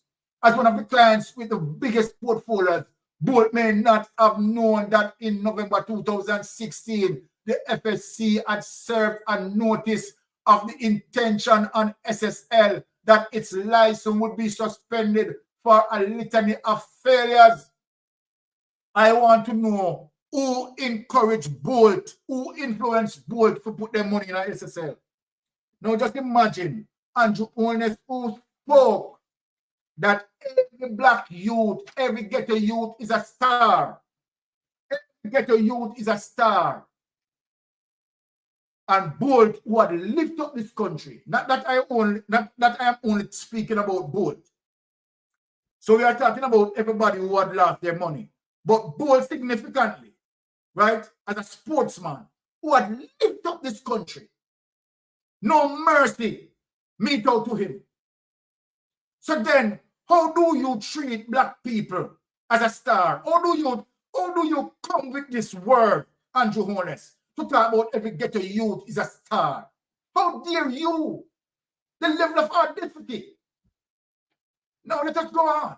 The FSC regulates non-deposit taking institutions such as insurance companies, pension funds, and brokerage firms. Just imagine, along with its brokerage management, SSL says provide investment advisory services and private wealth management and financial planning services with an emphasis on US dollars, right? Exposure. Let us speak.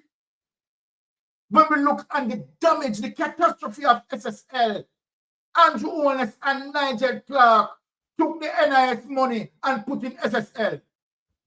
The tax money put into SSL. Right? Now, people are earning tax. These two men put in SSL and now acting as if you have any interest to protect people when you take the people money and put into SSL, and all of them the money they got now in the pocket. All of those monies are in the pockets. So you are now planning to make you cross carry in the future. Wind up the company and gone with all of the people their money on wicked plus tax. According to the FSC document, the regulators could not confirm whether many of these activities were being carried out properly and in accordance with the law.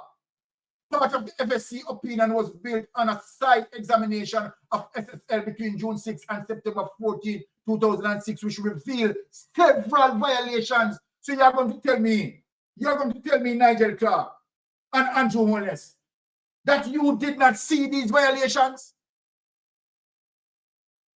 Eh? So Nigel Clark, what sort of financial minister are you if you can't see these things?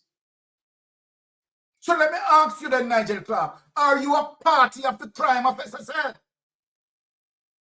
I'm asking a question.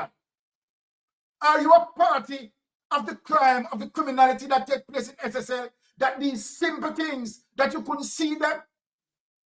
From 2017, when you get all of the warnings, are you a party of SSL to the fact that you have the authority to shut them down and you did not shut them down? So then I have to ask you, Nigel Clark, why did you allow SSL to continue up to 2021 and that point when Andrew Holness removed his money? Why did you allow them to continue up until that point, Nigel Clark and Andrew Holness? Both of you need to answer. Why did you allow them, Nigel Clark? You are the Minister of Finance, and with all these violations at play that FSC, the Financial Service Commission, flagged, Nigel Clark, you are privy to this information, Nigel Clark.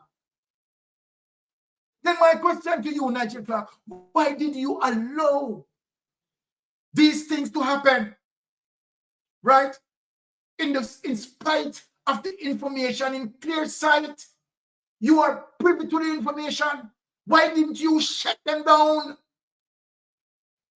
Or, Nigel Clark, you waited until they maximize their pilfering in billions of dollars. So then, Nigel Clark, let me ask you again, are you a party of the crime that committed in SSL?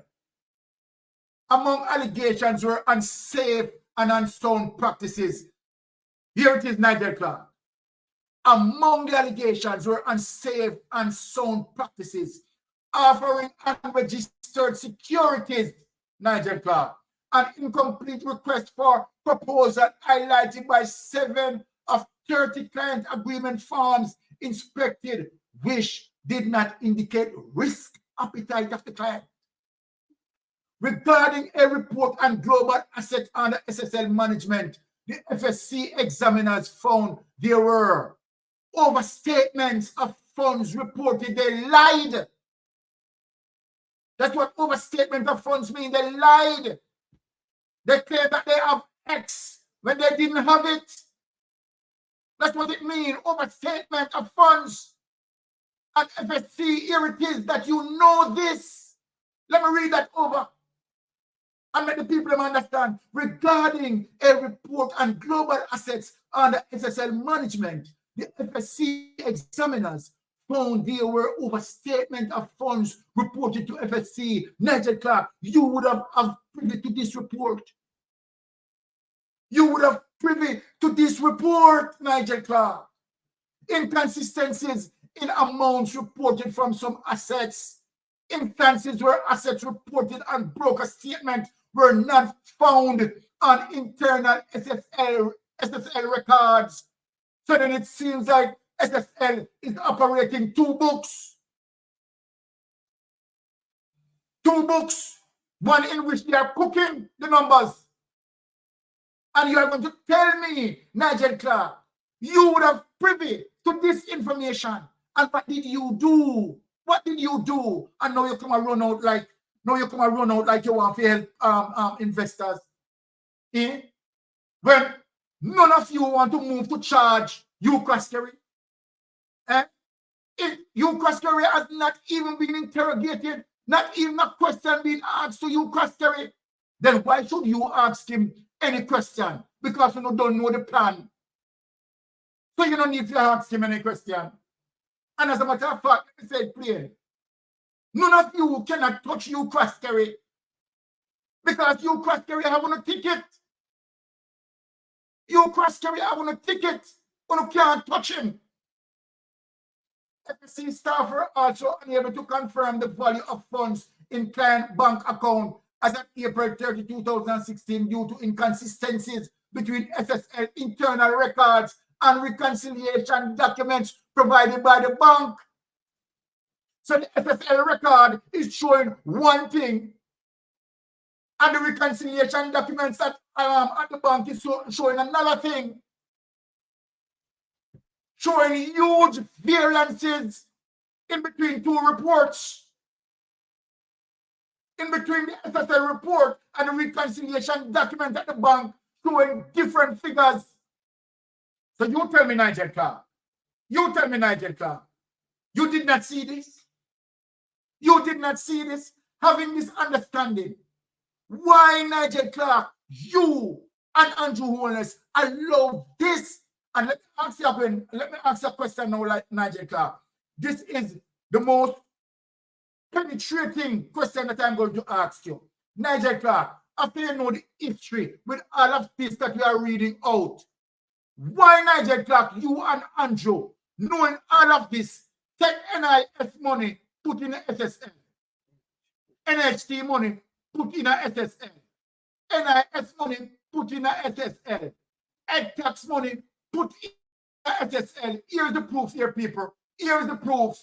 FSC staff were also unable to confirm the value of the funds in the client bank's account as at April 30, 2016 due to inconsistencies between SSL internal records and reconciliation document provided by the bank. So then Nigel Clark and Andrew Holness, if you privy to this particular information, why did you would have known that SSL is an Irish company? And if you know that SSL is an Irish company, why did you take the NIS money, the NHT money, Nigel Clark?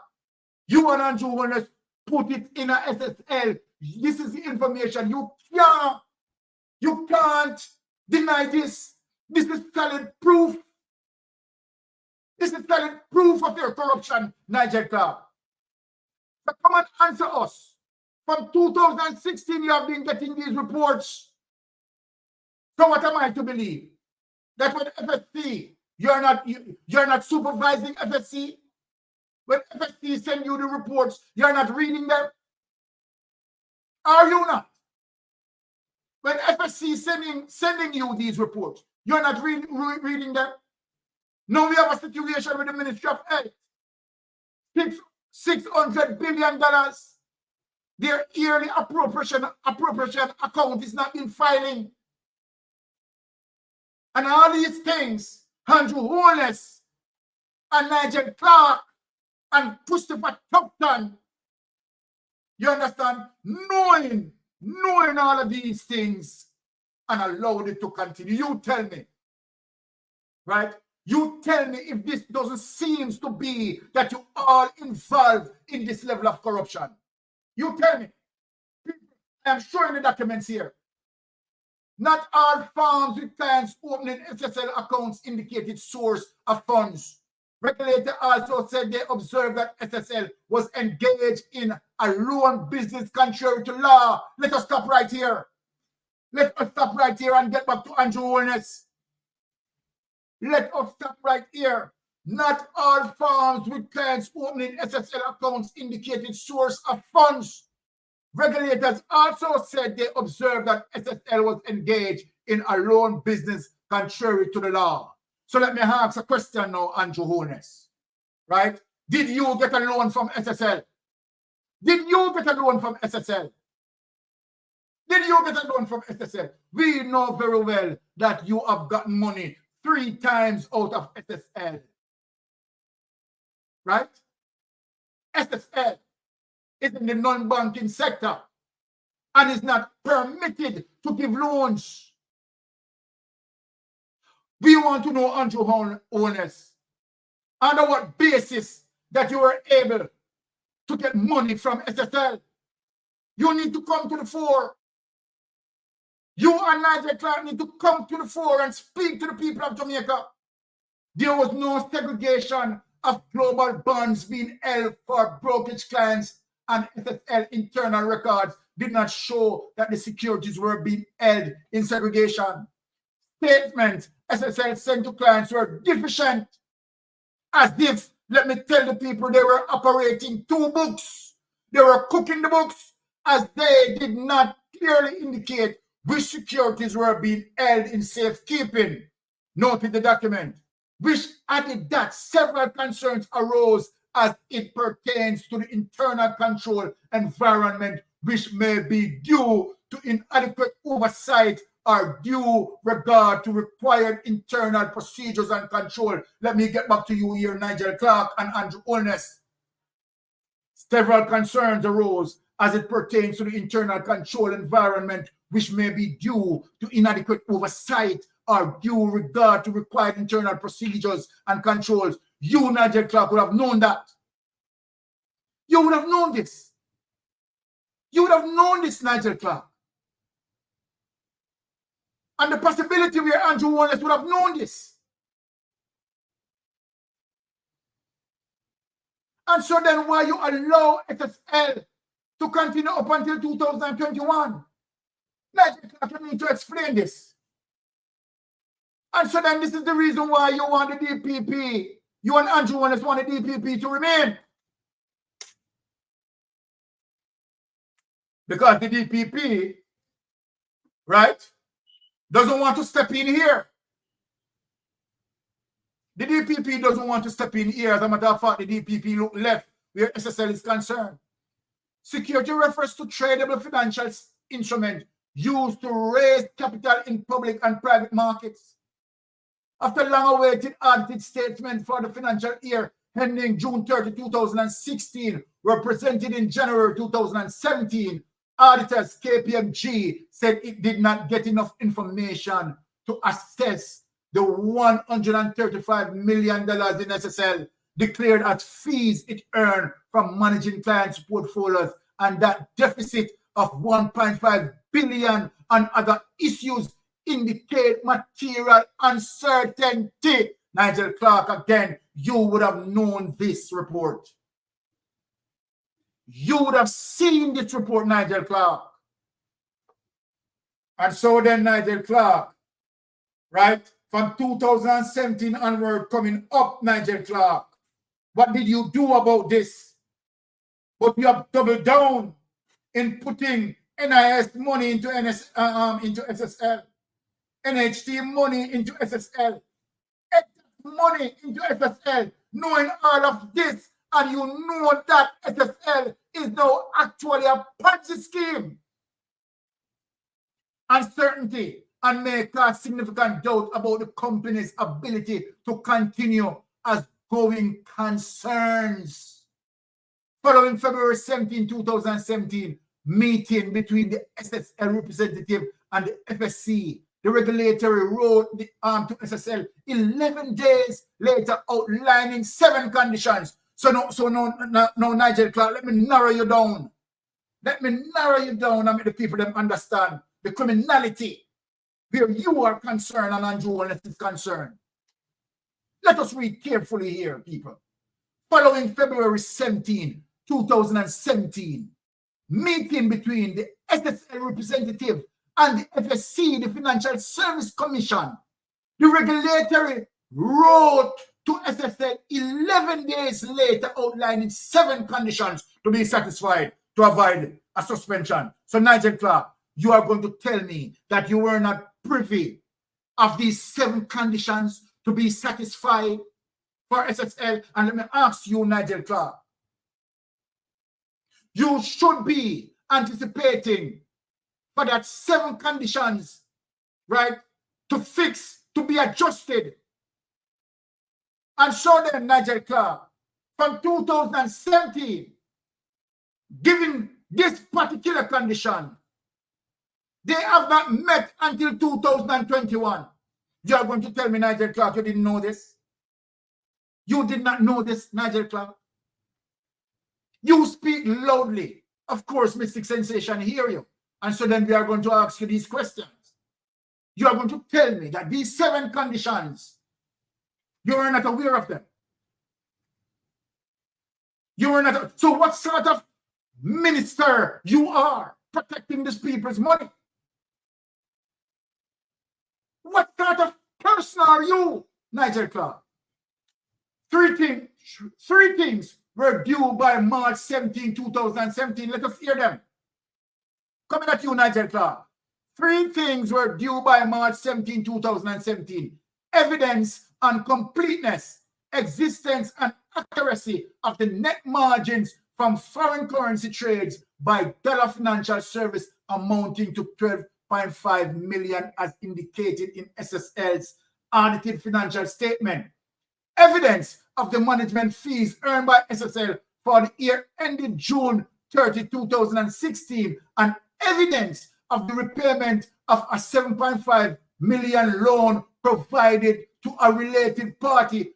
I want to know, Andrew, I want to know, Nigel Clark, SSL is a non-banking entity.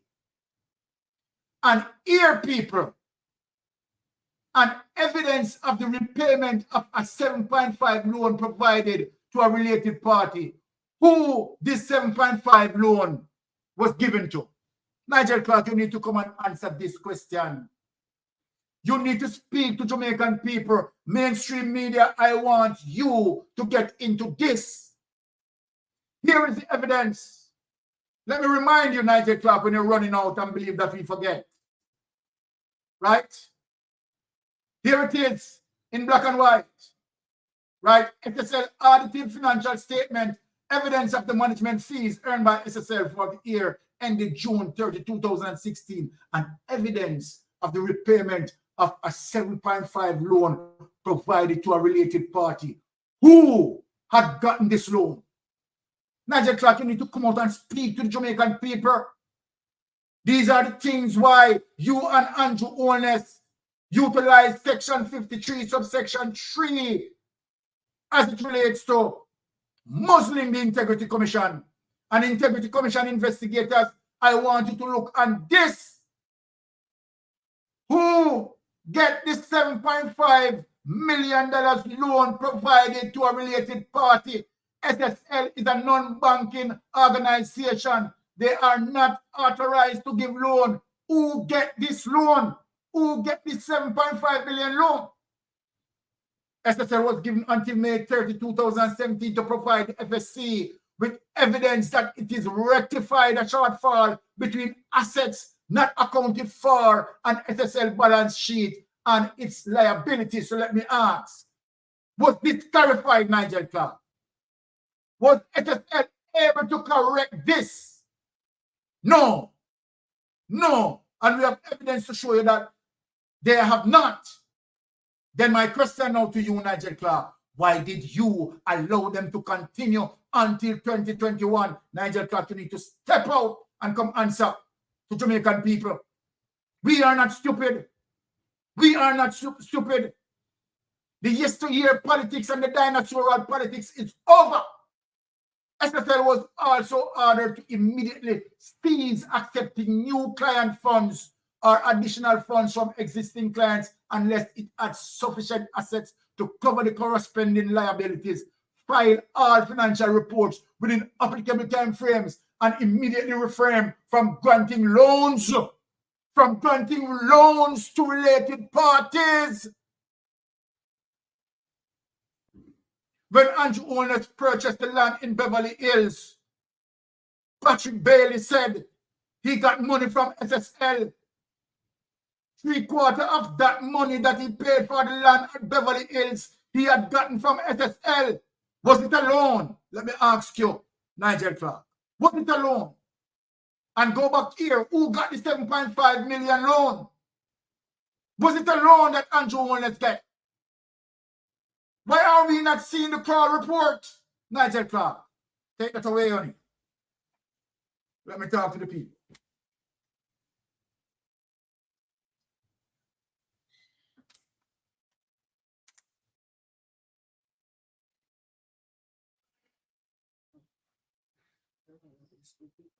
Sorry for that workup, my panel. But you know, we have to passion in delivering. Andrew, going to fire you. No, we have to. Andrew going to hunt you down with bloodhounds. We're bound to find it tonight. You know, we are respectable people, and so we say ladies before gentlemen. So, Sister Maria, having heard what you have heard, right? What is your say on the matter? Well, I'm listening to all of that, and the question that comes to mind: where are the investigations at the parliamentary level, whether it's the Senate or upper house or lower house? Because that should be something that a parliamentary group a committee should be investigating. Civic society, PSOJ, the churches. Where the corruption is in front of them, on full display. It's not like they're hiding it. They're not hiding it. It is on full display. And they're showing you what they're doing. They're telling you what they're doing. And poor people on the ground are afraid of the government. They're afraid of retaliation.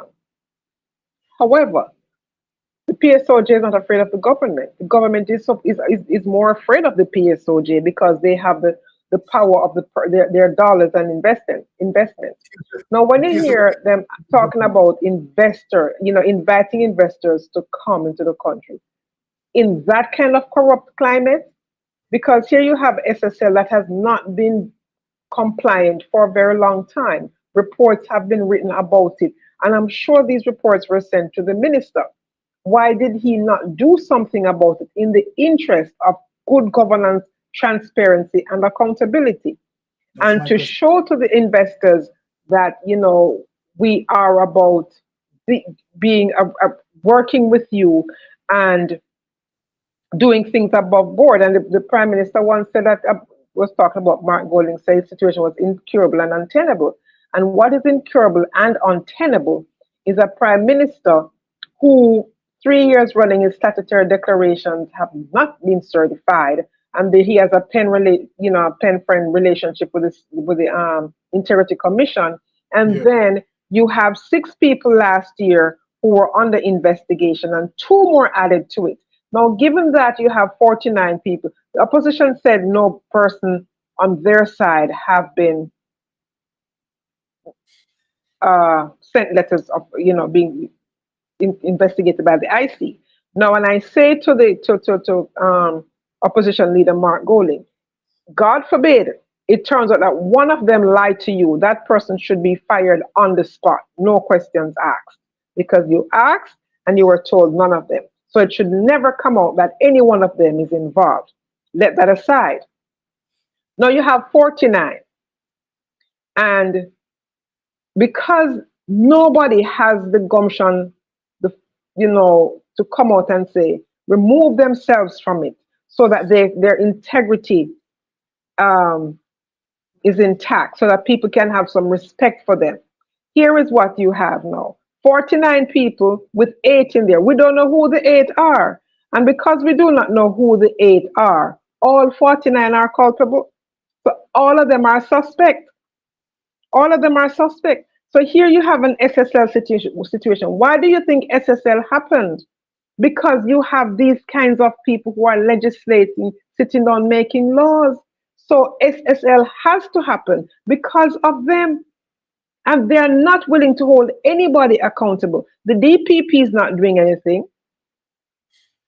So how then do you hold anybody at SSL accountable when the very government is in bed with these people and nobody can say anything to anybody because everybody are friend and company? So there are no lines to be drawn.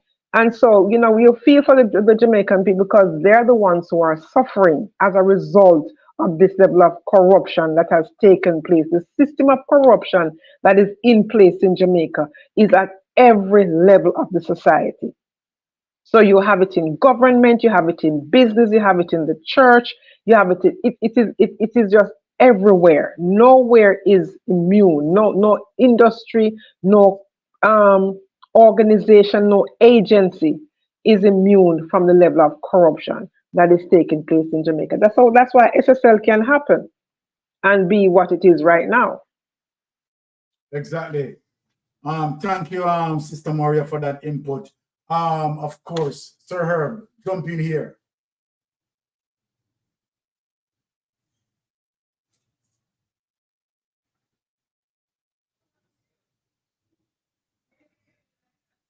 Unmute. Yes. I'm looking at my wholeness chart, and I'm looking at the other charts around that is demonstrating what was happening during the same period of time. Now, FSC was formed in 2001. However, KPMG, they've been around before that, and they were the ones doing the audit since that, right? So KPMG actually has the best available information because part of their portfolio included them pointing out the corruption in the system and how bad things were or what direction things were going, right? And when you look at what was happening, they're looking at the data integrity and systems limitations, manual reconciliations, analytical challenges, resource and time constraints, governance weaknesses, regulatory compliance. Those are really the reports we should be following, right? Yes. Because FSC is taking the cue from them.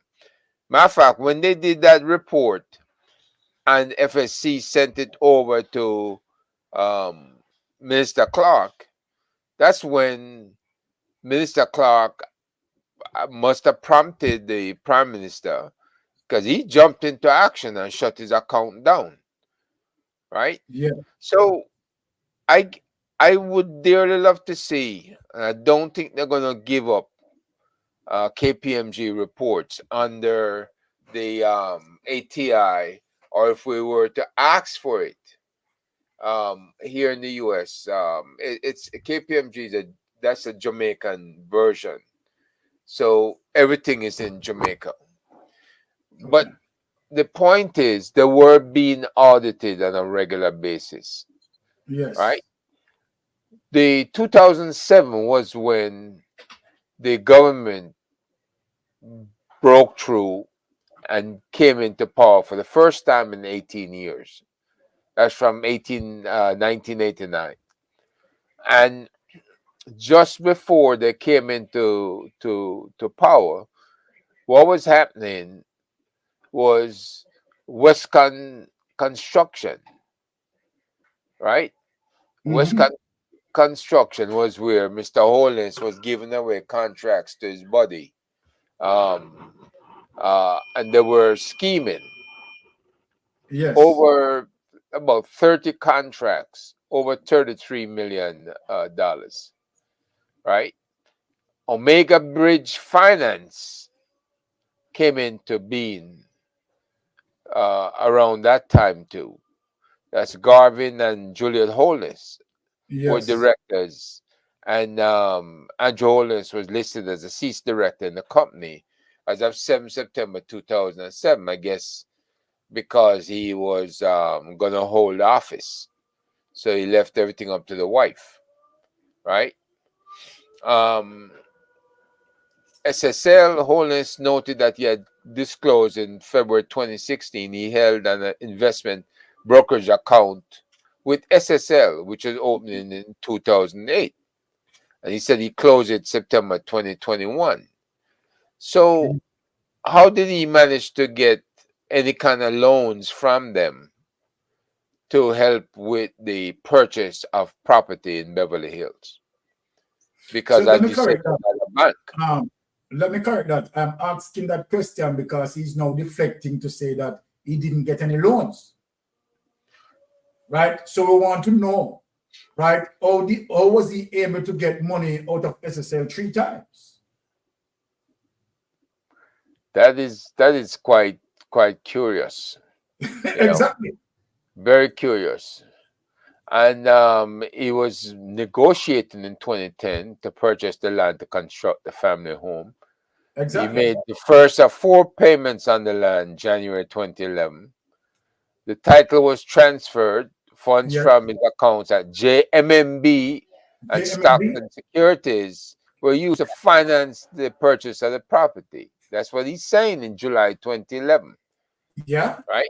That's coming to the end of the JLP reign, which would happen by around December. Right? And remember now, we've proven that he's lying because there is no mortgage found anywhere in no form of bank, right? That he's paying loan on. There's no mortgage. None whatsoever. None whatsoever. So right then and there, he's lying. Yep. He's damn sure lying. And I'm looking here that, okay, 2001, when FSC came into being, one of the first flags they did was Eagle Financial Network. Right? Was that the one with Paul Chen Young? Eagle Financial Network, yes. Yeah, okay. All right. The Eagle Financial Group was Paul Chen Young and Crown Life Eagle and all of that, yes. Right. So that was one of the first flags that happened. And that happened around, let's say the early 2000s. But it happened after they came into being. Yes. So apparently KPMG saw things there that was highly suspicious, and FSC flagged them.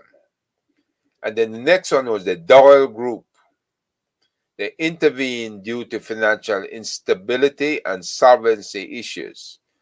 KPMG conducted audits during the period leading up to the intervention. Now, who owned Doyle Group at the time? That's 2005. Yeah.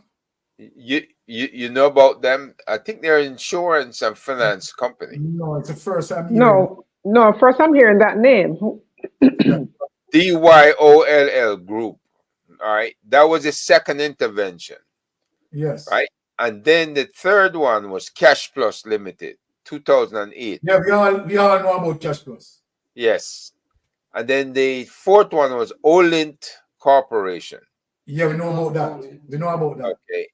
And then the fifth one was Worldwise Partners, flagged for operating without proper registration and engaging in fraudulent activities. Right? Do you know about that one? Worldwise Partners. And the sixth one was SSL. Well, here you go. We all know about SSL. Yeah. Yeah. So you can see where the advent of FSC brought about some directional control, where they were referring these companies to the Ministry of Finance, and action was being taken to stop the bleeding and to shut these guys down. So the issue I have now, if SSL was the very last one, yes, how come they didn't effectively shut them down? But again, her knowing the history of SSL as it relates to FSC, flagging this history, neither could have known, right? Would have seen the report, right? And he has the authority to shut them down. The question is, why didn't he shut them down? That's the thing. Well, but the key here is KPMG. The KPMG report must have been devastating. Exactly. Because Andrew ran and got his money like, he was out racing Usain Bolt. And the fact is, did he take all his money with him? Or if they were doing that, investing other people's money and then putting it back, because that was a scheme that the son of the owner came up with.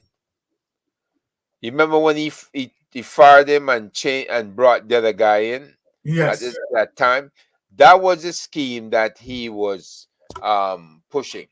Okay, so here's the thing, the biggest question in all of this, for the Prime Minister to give us clarity, is the question that I've been asking from day one, and I cannot get any answer. The biggest question on earth is, how much money did the Prime Minister put in, and how much money did he get out? Well, the Integrity Commission should have that answer. This is a problem. But Sir Herb, that's why he cannot have his certified, his statutory declarations cannot be certified, because given what Andrew's explanation for why it has not been certified is that they write to him and he writes back to them. So there are a lot of writing back and forth is going on, and it comes and right. And the thing is, he's making it seem as though it is some rocket science. It is not rocket science, because it's not like he was in business, 30, 40, 15 years ago. So he had all these other businesses overseas here, there. No, that's not the situation. And the person who had businesses before getting into politics can have their situation sorted out, certified, and move on. Why has this Prime Minister, who prior to getting into politics, when he got into politics, he said he could not pay his student loan. Then he worked with a non-profit profit organization, then with Edward Siaga. So how did he all of a sudden become this I would say he's a billionaire by Jamaican standards, because given all the assets that he has. But also, what kind of a leader does this to his people, does this to his country, and is still sitting there and asking for the people to keep him in office? What conscience does this man have? He's unconscionable. And you know what? Here's the flip side. If this was another leader from another party, you would have to peel his ass off the ceiling the way he would be behaving right now. Right. Because look at what he did to Richard Azan. What did Richard Azan do? Okay. He built some stalls in Spalding for members of his constituency, not JLP or PNP, members of his constituency. He did not benefit. He did not get. He did not. A dime did not go into Richard Azan's pocket. There was no corruption there. It's only that a certain protocol wasn't followed. And instead of going after the agency, the department, the municipality, and saying, you need to remove these red tapes so that these things can happen to benefit the people. But he basically came out against poor people, because what Richard Azan did benefited poor people. So what is Andrew saying? He does not like poor people. And we have seen that time and time again. So when he says that every ghetto youth is a star, he really doesn't mean it. Ghetto youth is a star only when he wants their votes. Yeah, yes. After he gets the votes, he locks them up. Yep. Yeah. It's all words. Yeah.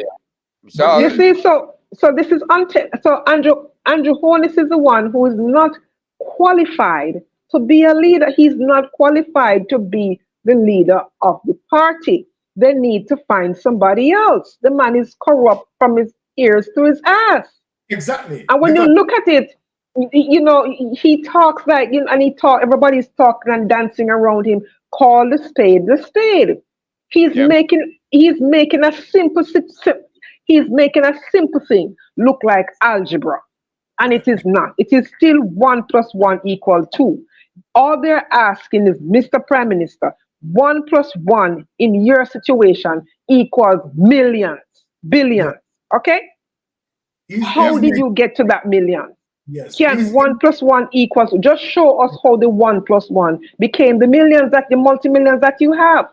How this 1 + 1 became all these assets. How did you attain these? That's all they're asking. And also you juxtapose that to the fact that you have a country where there's a system of corruption in place, where ministries are just bleeding money. Everywhere a ministry is bleeding money. 1.7 trillion a year, unaccounted for. The Ministry of Health, the Ministry of Education, the Office of the Prime Minister. And then, you know, everybody's have this and that. So you have to ask the questions. And the taxpayers of Jamaica need to know. He says, in his swearing in speech, he said he wants members of his cabinet to have unquestioned integrity, but he has no moral ground on which to stand. The man is morally bankrupt. He does not have any integrity. His integrity is questionable. And that is why he cannot do things like reshuffle his cabinet, because they have so much on him and he has so much on them that they're all in the same boat. Yep. And you know who is suffering? The people of Jamaica are suffering because of it. Yep. Look at Beryl right now. Beryl has removed the scales from the eyes of the Jamaican people and shown the underbelly of what is really happening. Look at all the carpet roads that are now lifting up. Water soak, washing away. Mm-hmm. Why? Because monies that have allocated for things are being siphoned off. So you cannot spend all the money to fix a road, because the little bit of money that they get, they have to just throw some tar on top of the marl and cover it to say they fix road. And as soon as the rain make up its face, the asphalt gone, the carpet lift up. Because who do you have out there doing these things? People who are not. You don't see the civil engineers, you don't see the structural engineers out there doing their jobs. You see people talking about them and their carpet. And that is what is acceptable. It cannot be. Yeah, people like Chapajan who is cooking up the building them. Now, let us get into something here.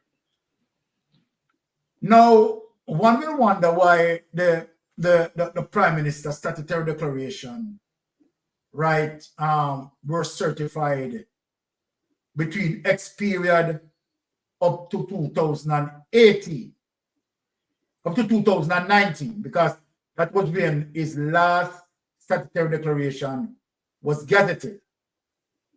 But what I want to point out to people is that one of the explanations that Andrew Holness was given to the Integrity Commission investigator was that he has return on investment from SSL. So then, if that explanation at the time, remember that SSL was not crushed, was not in the predicament yet. Right. So then the Integrity Commission would have accepted that and not dig deep. Because what he was explaining to the Integrity Commission investigators was that the return on investment. What the Integrity Stick up in there, Byron. Yes. But the SSL debacle was going on for years, you know. It's just that nothing was being done about it. So while it looked good on the outside, as if to say SSL was an up and up company, you know, all was well. All was not well. They chose not to do anything about it. They did not address it in real time. Because had they addressed it in real time, like cash, cash, whatever, then we would not be in this situation right now. But it was never addressed. Exactly. Why was it never addressed? Very good question. It was never addressed to the fact that Nigel Clark, because this thing has to go back to Nigel Clark, right? Because Nigel Clark has the authority to shut it down. He has the authority to shut it down, right? And the FSC also has the authority to shut it down. But the FSC would have been communicating to Nigel Clark because Nigel Clark is the Minister of Finance. So then, this is what I'm saying, that if your explanation in terms of getting the previous statutory declaration, right, certified as it relates to 2019 going down, right, and you're using SSL, right, to say return on investment, right, to explain, right, those wealth that the Integrity Commission looking on. Now in 2021, the Integrity Commission now investigators would have known that very well that SSL wasn't doing any investment. And so then what Andrew Wallace told the Integrity Commission now would have been lied. He would have lied. So that now is for the investigators now to revisit that, right? In terms of the initial statement that they had given, right, to justify his wealth. Now the information where the Integrity Commission have now to say then you couldn't have gotten return on investment when SSL wasn't doing any investment. You see where that goes, Marie? What to say about that her? SSL know the Integrity Commission investigators know very well that SSL wasn't doing any investment. And so then whatever explanation in terms of Andrew only stated that he has return on investment couldn't have been true. Well, you know, all those lies have come out in his returns. And exactly. What I can't understand, is there any return at all? When did they start accepting reviewing returns? Was it 2017 or 18? 18, because remember they got the training for all of that. 18. Okay, so 2018, and the ones that he has not had accepted has been 21 and 22, right? Yeah. So are you telling me that somehow he got them to accept 18 and 19? By some reasons, because the whole knowledge as it relates to SSL don't fall, and what we know coming up in 2021. This is what is bothering me. All right, and this is why I think he got caught when they realized that they might have messed up with 18 and 19, 2018 and 2019. They now stymied him with 21 and 22, right? They had to go back and look and see where he was lying initially. Exactly. And I bought it hook, line, and sinker.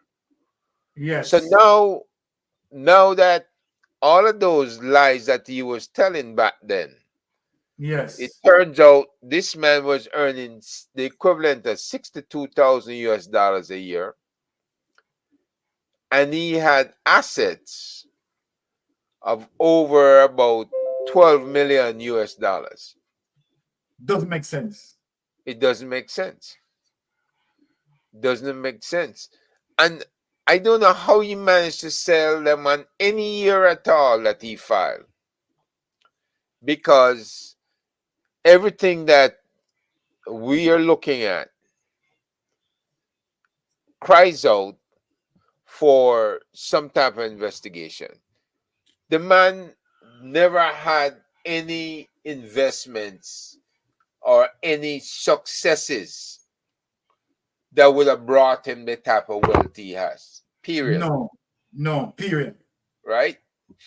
So it's might as well he had gone out and robbed Nova Scotia and claim all that money that they have in the bank. Because that's exactly how it looks. You know, he cannot answer, he cannot account for the monies he has. And neither can Nigel Clark or anybody else. Exactly. And Nigel Clark knows exactly what happened with that KPMG report that the FSC sent over in 2018, and why the Prime Minister had this 911 action he had to take to go get his money out of SSL and close his account down. Not withdraw some funds. Yes. Shut it down. Shut it down, Sir Herb, but he left the taxpayers, so he didn't even care about the people who elected them to serve them, them. He did not care. So when he's running his mouth about ever get to youth is a star, you have to rubbish that, because he did not care to take, he knew what was happening. Nigel knew what was happening, and they bailed on the Jamaican people. Yep. But the bailed on them and left the money in there. The height of the wickedness, Maria and Herb, the height of the wickedness is to the fact that they would have prior information as it relates to SSL history. My question is asking this. Having to know the history, why would Nigel Clark and Andrew Wallace still make a move to put the NHT money and the NIS money and the EdTax money into SSL? I can't, that can't settle with my brain. Yeah, but you keep this in mind. If they were withdrawing money to invest, and that's what they were doing, taking other people's money and playing with it, then the government accounts were there to ensure there were no critical shortages. So how much interest was the government accounts making? And has auditors fully accounted for every year those government accounts are there and the amount of interest that those accounts gain? Have they fully accounted for that? We don't know, right? They want to wrap up the company now and shift all that money somewhere else. That's what they want to do. Yeah, that but should. Sir Herb, $1.7 trillion is unaccounted for. 10 years. And they gave it 2 years going back into a PNP administration. So now you're talking about the majority of that in this current administration. Yep. This current administration.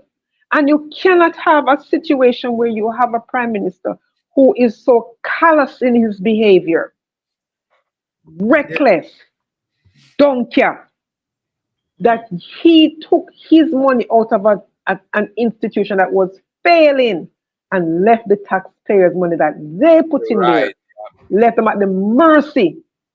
And so taxpayers, the children cannot get proper school, the teachers cannot get good salary, the nurses cannot get good salary. But look at this. This is the same playbook that Don Crawford used as well with Century Bank. Yep. Yes. Central National Bank. Yes. So it's the same thing. So they knowing that this has happened before and having the FSC putting in the checks and balances, KPMG coming out and telling them what is happening. Why did they not connect the dots and do the right thing in the interest of the people of Jamaica? Because they were serving the people and not themselves. Yep. And here we are with this debacle, and nobody can be held accountable. Using that young woman as a scapegoat is, she's just being scapegoated. We know that. We know that. But the principals, the primary players are not being held accountable. Well, we haven't heard from the police as to what the final report is that they have, or even an interim report. They haven't said a word. No. So who is going to give us the truth, if there's any such thing, and a conclusion to this entire debacle? Who's going to stand up and say something in Parliament? Right? Exactly. To prove no, that. but Sir Herb, 1 second, Byron. Yes. Sir Herb, nobody, because the fox is watching the hen house. Okay. They are under investigation, yet they have the right to oversee their own investigation.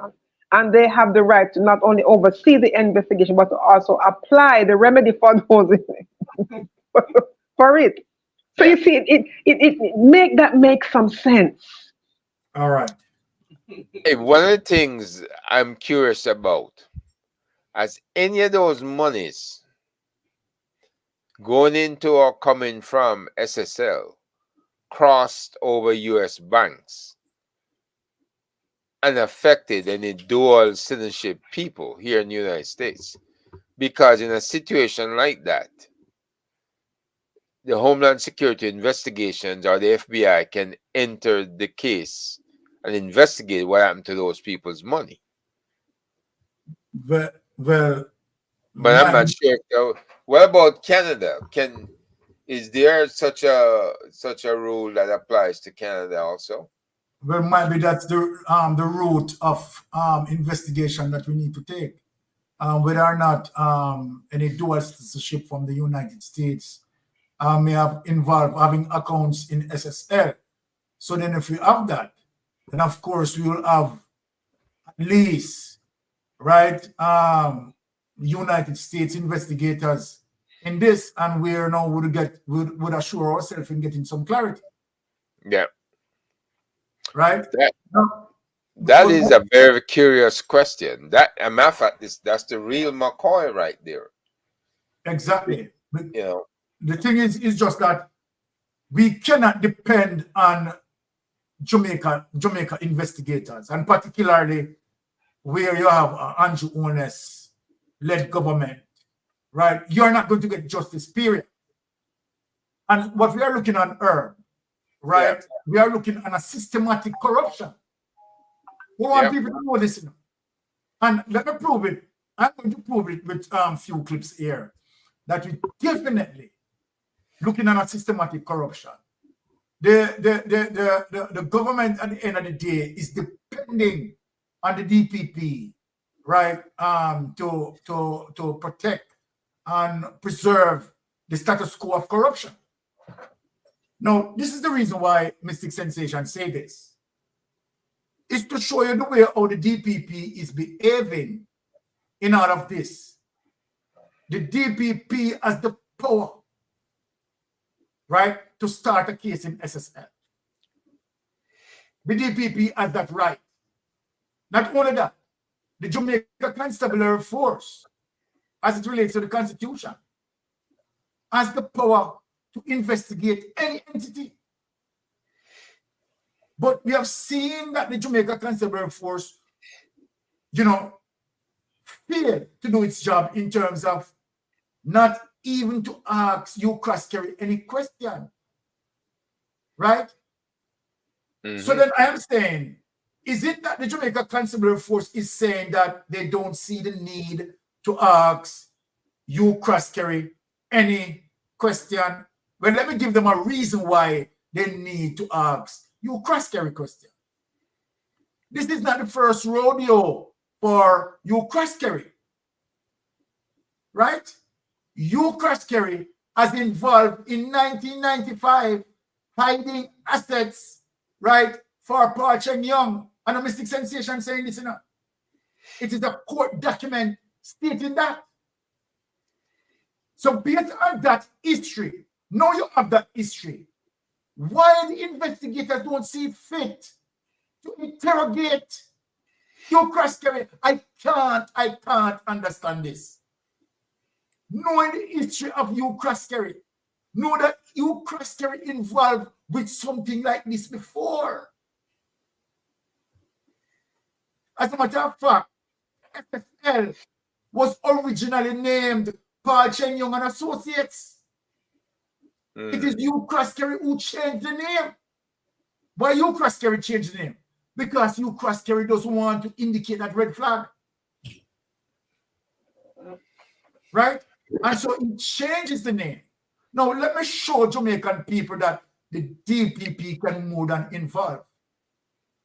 In the very same Caribbean country, the same Westminster system, Brother Herb.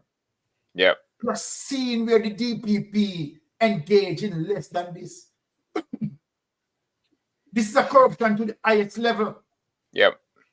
So I'm going to show the Jamaican people, you understand, as it relates to another Caribbean country who has the similar Westminster system, where the DPP has engaged in lesser situation than this.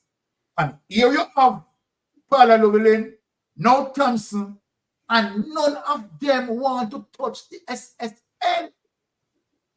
So let us show the people the evidence in which I am speaking. Now, without any delay, lift up this stuff now.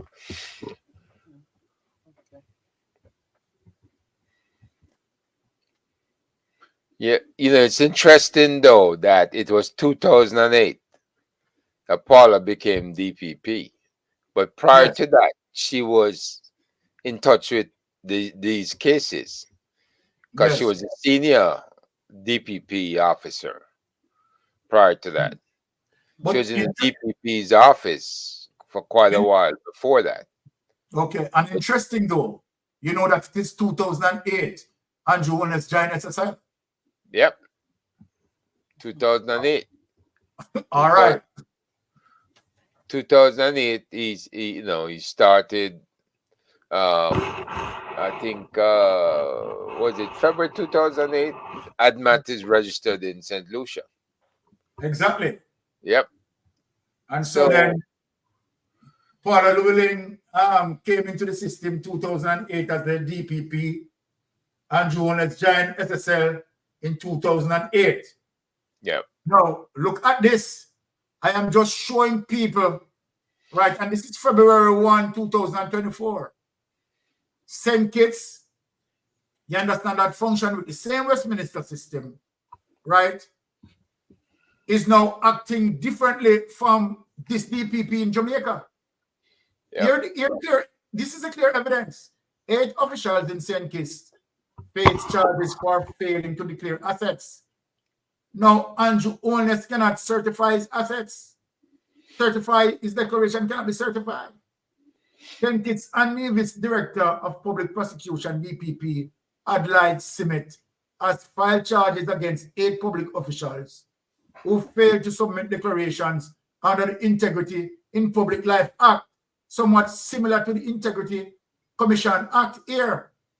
Now, the complaints were filed yesterday. Simmet had given all public officials with outstanding declarations until January 26 to comply with their statutory obligation.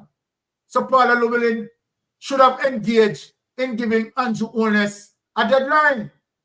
This is what the DPP in St. Kitts had done, giving them a deadline. So why the DPP in Jamaica cannot give the illicit 8 deadline? No, I want to show people, you know.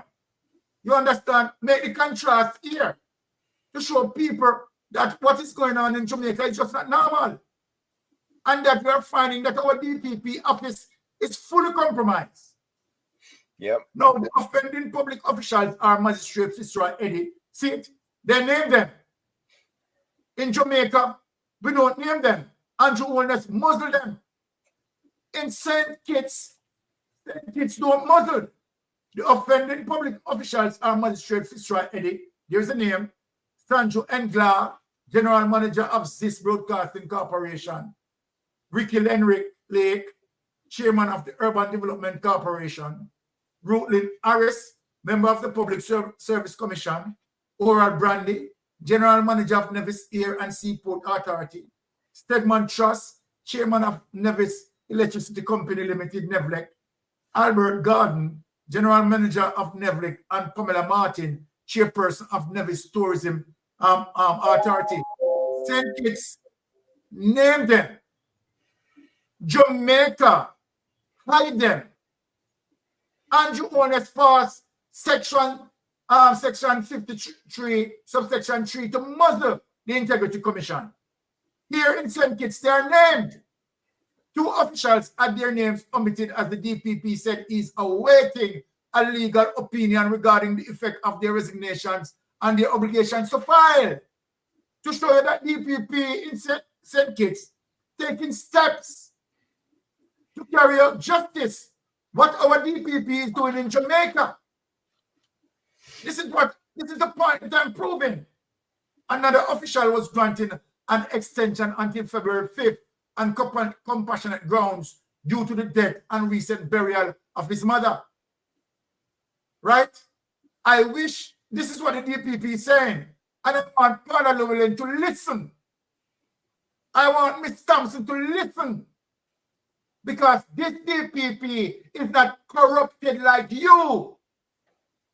So let me read open quote in terms of what this DPP is saying. I wish to reiterate the importance of these declarations in combating corruption and maintaining public trust. Under no circumstances we have ever heard this from Paula Llewellyn. Yeah, but we will never hear this from Thompson because they are in line with the corruption. Yep. This is what when you think of it, what was the impact of that action? What was the percentage of those filing before? And what changed? We're going to go through it. All right. So let us go back through and quote what the DPP said.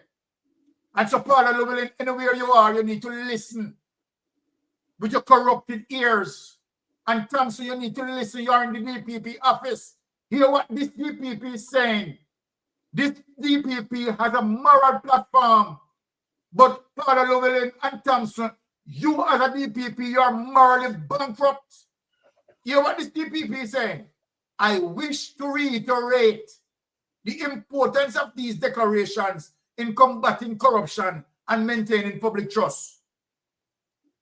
Were I to fail to follow through on my warning to certain prosecution, hear what this DPP is saying. Not only would the credibility of my office be damaged, Paula Llewellyn and Thompson, the credibility of your office damaged. But hear what this DPP is saying. But it would also set an harmful precedent that laws can be disregarded without consequence. And this is one of the reasons why we have the illicit 6 now increased to illicit 8, because they believe that that president should continue in their corruption. Smith said in a statement. Take it away. Now, so when you see that level of authority, that level of moral responsibility, what that DPP said, that if she doesn't act, right, it will strengthen the wrongdoing. And so then, in order to send a particular message to those corruptors, for those persons who fail to file their statutory declarations and speak the truth on their statutory declarations. This DPP acted in accordance with the law and the expectations of her office. What our DPP has been doing in this particular case. We have seen corruption upon corruption. Now, let us prove some. But before you move on there, Byron, you talk about the DPP. Let's go back to let's look at the JCF. Now, Gugu Gaga left, and he left the corruption behind him. Now Gugu 2 has taken over, and so he's just continuing the status quo. Now remember when Sir Googs was there, he was coming from the army, and he was the first national advisor to the Prime Minister. Then he became national security. We don't see what all those fancy titles don't see what came of that. And so here you have all these high-profile cases taking place, and nothing, no investigation, nothing. Then you have Fix Bailey. He's another one too, where you have things are happening. Look at the Patrick Bailey situation. 2 people, one has met his demise, and the other one who was the only person left. You say, oh no, that person is not a person of interest. So you see the level of corruption that has been festering, and they foster it. And that is why, given the 49 that are there, and with the 8 now that are under investigation for illicit enrichment, you cannot vote for any of them because you don't know who is who. And here they are getting money to spend in their constituencies. How do we know that they're going to be honorable, do the right thing, and make sure the members of their constituents benefit the way they're supposed to? So the corruption is really too ripe that for us to continue and behave like, there's nothing to see here. There's too much to see here. And it starts at the head. And the Prime Minister has set the standard. He has set the example, and they are following. They are following in private sector. They are following in civil society. They are all following the example that the Prime Minister sets, where people are just disrespectful of the Constitution that he has been violating, so just wantonly, and how he has been treating the Jamaican people. The JCF and the JDF treat the Jamaican people like they're not even human beings, like that they're not their fellow brothers and sisters. Exactly. The Prime Minister set that trend. Exactly. Come in here, Herb. What you have to say about this? Everything Maria is saying is exactly true, because the respect of his people, the respect of his office, when he made that within 100 days declaration, not once but several times on 2 different appointments, he should have lived up to it to make a name for himself. But instead, he found out it was easier to cheat than to live up to his word. So nothing at all he says, people can hold it, because just like water, you try to hold water and it just seep right through your fingers, right? He has yet to show us who in the cabinet is doing a good job and who's not. He says he's gonna do ratings, right? Nobody hear about any ratings. Nobody see any ratings. He says everybody will have a standard.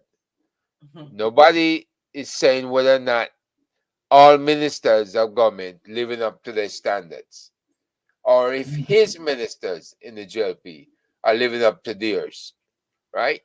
Yes. We don't know what the standard is here in the diaspora. So Herb, they are living up to the standard. Andrew set the standard, and they're all living up to it. The Quicksilver standard is make it slip right through everybody's fingers into ours. Exactly. They have not done anything that gonna make the poor man rich or make the poor man leave his humble abode where he is and move uptown to something, Yes. stylish. It's not happening. But let us look on the trail of corruption as it relates to the following clips that I'm going to present, Brother Herb and Sister Maria. The next clip that we are going to play, let us go to the all angles clip there. We're just following the trail of the systematic corruption and highlighting it. Okay, before I play it, Albert C., thank you so much for that super chat. Really appreciate King's Counsel Alan Wood has been taking the three justices through a litany of cases and legal precedents which detail the proper lawmaking powers of Parliament and its scope of authority in amending the Constitution. Wood has urged the Court of Appeal to determine that the Parliament acted appropriately by analysing the plain text of the amendment passed by the legislature. He has told the justices that arguments about whether Parliament acted with a proper motive cannot be persuasive, as the issue rests on taking into account matters which happened outside of the purview of the legislators. Wood specifically cited the letter sent by Ms. Llewellyn to the Public Services Commission seeking a second extension of her tenure. That second extension was initially denied. Mr. Wood says the justices should not consider that when assessing the pure text of the amending legislation. The Court of Appeal is hearing arguments as to whether the Constitutional Court erred when it struck down a second extension of the tenure of Paula Llewellyn as DPP. That ruling has led to Ms. Llewellyn temporarily stepping aside as the country's chief prosecutor. The case was originally filed on behalf of Leader of Opposition Business in the House, Philip Paulwell, and his colleague in the Senate, Peter Bunting. The men are being represented by the law firm Hilton Powell, with former Solicitor General King's Counsel Michael Hilton as their lead counsel. The Attorney General is being represented by the law firm Livingston, Alexander and Levy. King's Counsels Alan Wood and Ransford Braham are leading the team on behalf of the government. Paula Llewellyn has been granted leave to appear in the matter as an interested party. She's represented by former Solicitor General Douglas Lays. Welcome to All Anglo News Channel, your source for comprehensive coverage of news from Jamaica and around the globe. All right. When we look on, Paula Llewellyn effort in wanting to maintain in the DPP's office, even after she has been given an extension, she wants to go beyond the extension. So then, what sort of message that is sent? That why is it important for the government to have a Paula Llewellyn in the office? And there are other competent people. It just doesn't make sense to us. She knows where all the bodies are buried, Baron. But yeah, go ahead, Sir Herb. She knows where the bodies are buried, and if she is saying, "I want your support," who was the first two people to declare support behind her? It was the Attorney General and the Minister of Justice. That says that his own court didn't know what they were doing, and he was going to challenge them. They made a bad decision because they didn't retain her, right? But also, going back to 2008, when she took over from Ken Pantry, did she have to go to court to do that? No. The protocol, his term ended, and she was the natural successor. Yes. Why now all of this wrangling for her to stay there? So you see how they're really showing their undergarments in this situation. You see, and then there's no way to explain away how and the why. Why does she have to stay? Are you saying there are no competent persons in there to become DPP? And don't say that, oh, well, there are cases there for her to see through. No. When Ken Pantry left, she inherited those cases because it's an office. It's not an individual. So there are prosecutors within that office at various levels with various degrees of skill set. There's a can manage the cases. There's a filing system to Maria. Exactly, Sir Herb. So she doesn't have to be there for cases to be tried. She can move on. But why is it that she has, of all the people, she has to be hanging on and she's making sure that she stays on? And it looks very bad. And it doesn't look good on the government. And you know something? It doesn't look good on her. And God forbid the appeals court should make a blunder like they did with cartel and not uphold, the ruling from the other court. She will be redundant. She will not be an effective. She's not an effective DPP. She'll be worse, not an effective DPP, because no one is going to have any faith in her. No one's going to want to work with her because she is so compromised, and it is showing. And the best thing she can do is just go quietly into the night. Just go. We won't. Nobody will miss her. But Maria, think about why she's in that situation, right? She got it because of the shenanigans within the party that did not follow the law. Now, the biggest case she has handled to date got kicked back to Jamaica. By whom? The Privy Council. If she got past the appeals court, then her case would be headed to the Privy Council. And they will not take any joy in seeing her reappear up there in front of them. They would just promptly kick her to the curb one more time, right? Tell her it's time to go. And this is what Chuck should be telling her, as well as the Attorney General, whatever the hell his name is. I can't remember, right? But they need to push her out the door. And it's a pity that if she's drawing government funds as salary still, that somebody needs to go in there and sue her to return all of those monies. Exactly. Sue her to return the monies that she used to travel to London to sit there and listen to the case that is being presented against Vibes Cartel and his co-defendants, right? All of these cases, she's bundled. And then the master bundling of all is to tell the people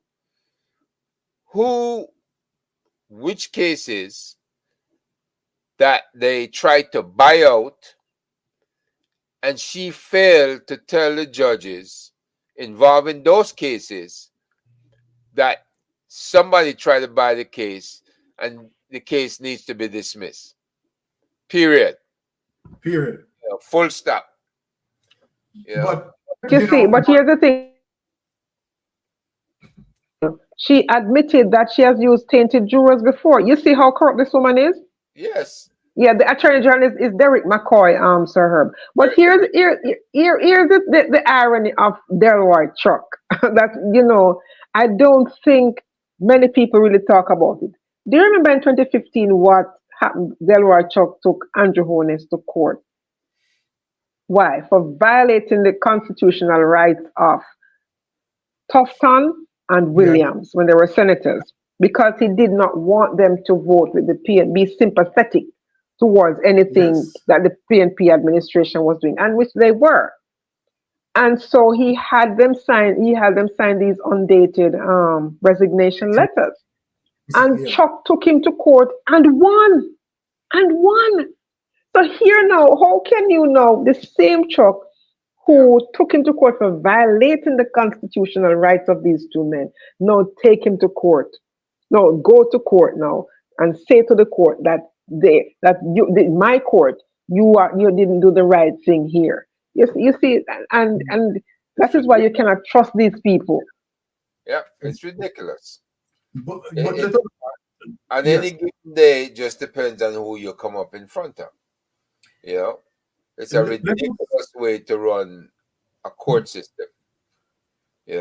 And to have the DPP bounce around in the system for 16 years? It doesn't make any sense. It doesn't make any sense. So let us look on some of the reasons as to why they want this DPP to stay in office. Let us look on some of the reasons. Play this next clip. Let us look on some of the reasons, Maria, because we are taking notes and we are following the DPP track here as it relates to some cases that the DPP engage with and the outcome of these cases, right? And these are the fundamental reasons as to why they want the DPP to stay there. Too late to charge NWC president and his wife, right? As according to the DPP. Published Thursday, January 11, 2024. This is the reason why they want the DPP to stay there, to cover their corruptions. President of the state-owned National Water Commission, Dr. Mark Barnett and his wife, Annette, appear to have escaped criminal prosecution over alleged breaches of an environmental permit for their St. Andrew Development Project. A ruling by the country's prosecutorial authority noted that allegations of irregularities made against the Barnetts supports the laying of criminal charges against them. So she's also admitting that. But is the conjunction here, said the passage of time has made the case statute barred. Statute barred. A case is statute barred when the time frame stipulated in law for it to be placed before the court has expired. Let us take away that. Yeah. So then, here is the DPP, Mario. Here is the hypocritical DPP, who know very well that when you're going to prosecute a high-profile case, the DPP would have known the time limitation and should now be working with the investigators to avoid that time limitation. What the DPP had done? The DPP sat comfortably, waited until the time lapse, and then now coming out to say, okay, these charges that they laid, right, are correct. However, I am not going to prosecute him because statute of limitation. No, this is the corruption. So then, if Andrew Holness get back this DPP, and let me tell the people this. Now, Herb, let us put on our critical thinking now on Mario. Now, Andrew Holness himself, I am going to tell the people how corrupt Andrew Holness is Andrew Holness used his 49 member to pass this law, the 1 year statute. Is Andrew Holness done that? Andrew Holness government had done that. It wasn't there before. I want people to observe this. It wasn't there before. Andrew Holness knew very well the level of corruption that he involved with. And him and his 48 member, total 49. Right? Input a law like this as it relates to statute bar, which give the DPP that weapon to wield it conveniently. Conveniently.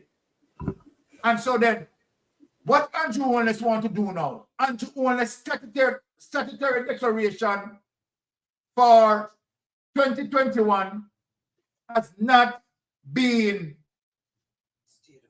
certified. Now, watch this. As it relates to the statutory declaration 2021 and 2022, going over here. Just imagine now if Paula Llewellyn, if the Integrity Commission investigators rush a case like this and present it to Paula Llewellyn. People, what do you think is going to happen? What do you think is going to happen as it relates to the case that I showed with the president of the National Water Commission? The very same thing. Paula Llewellyn wanted the Integrity Commission investigators, Council, the DPP, wanted the Integrity Commission to rush this case, to package this case to them. They are waiting on this case. So let me tell you something, Brother Christy. Let me whisper something in your ears. You just hold it until Mark Golden come in. You know? Hold it. Make the people ever wait. So when I hear Chuck is asking the Integrity Commission to stop and put people in suspense, let me tell you something there, right, Chuck. You're going to be in all the suspense where you have to be in. Because I know that Christy is at the control. And let me say this to anyone. Greg Christie, I am saying this, is an honorable man. And none of them is going to get Greg Christie compromised. This is why we have Andrew Holness facing this conundrum. Andrew Holness is in a conundrum where Greg Christie is at the end of the investigation. So hold it, Mr. Christie. Right? Yes, we need a change of government and we need Paula Llewellyn out of the office. And we need to have the People's National Party win significantly to break down those barriers that Andrew Holness put up in there. That's what we need. That's what we need. So people, we need to understand the mind game that is playing out. Right? We need to understand the mind game that is playing out. So then, Sir Herb, let me turn to you. What advice would you give the DPP, the Integrity Commission investigators?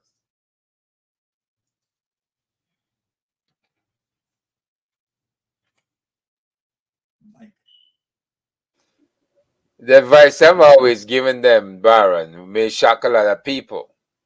Okay. I tell them, do like we do here in the US. Have some good old-fashioned leaks. Right? Leak stuff all over the place. See somebody come and shoot one of them in the hand and take away the kid. We don't know what they took. Leak. Say, hey, this got out, that got out. All of these people, this stuff getting out. Look, we deserve to know who we're voting for. The people of Jamaica need to know who the criminals are before they vote.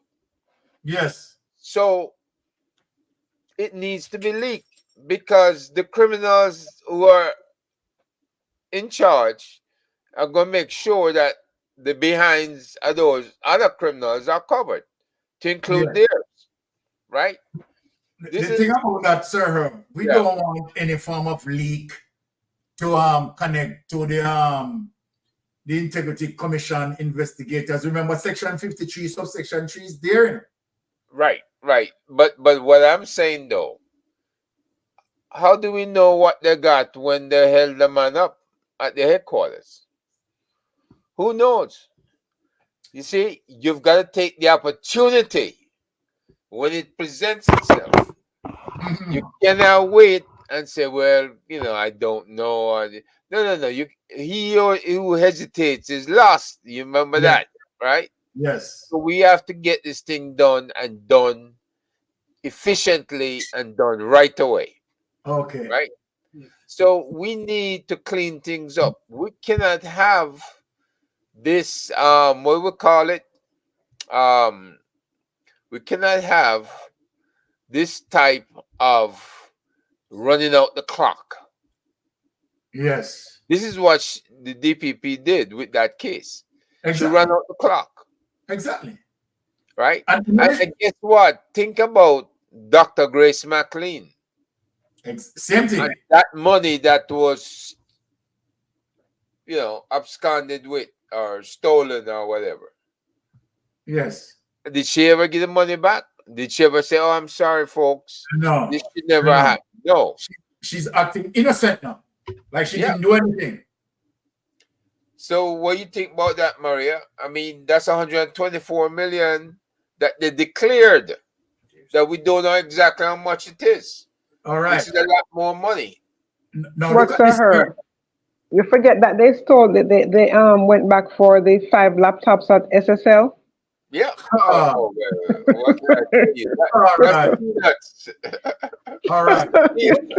Listen, and this is the thing that when Andrew come out, when Andrew come out and Dora the Explorer, she comes out and she says, "No, you must listen to reputable news organizations, and you mustn't, listen to fake news and misinformation and on social media. I'm going to, track and trace people on social media." Where is the misinformation? Were the 5 laptops taken? Did this man get shot in his hand and his laptop taken? Yeah. So, and there's no accountability. So you're all suspects. And the thing is, the clock runs out for wealthy people, but not for poor people's children.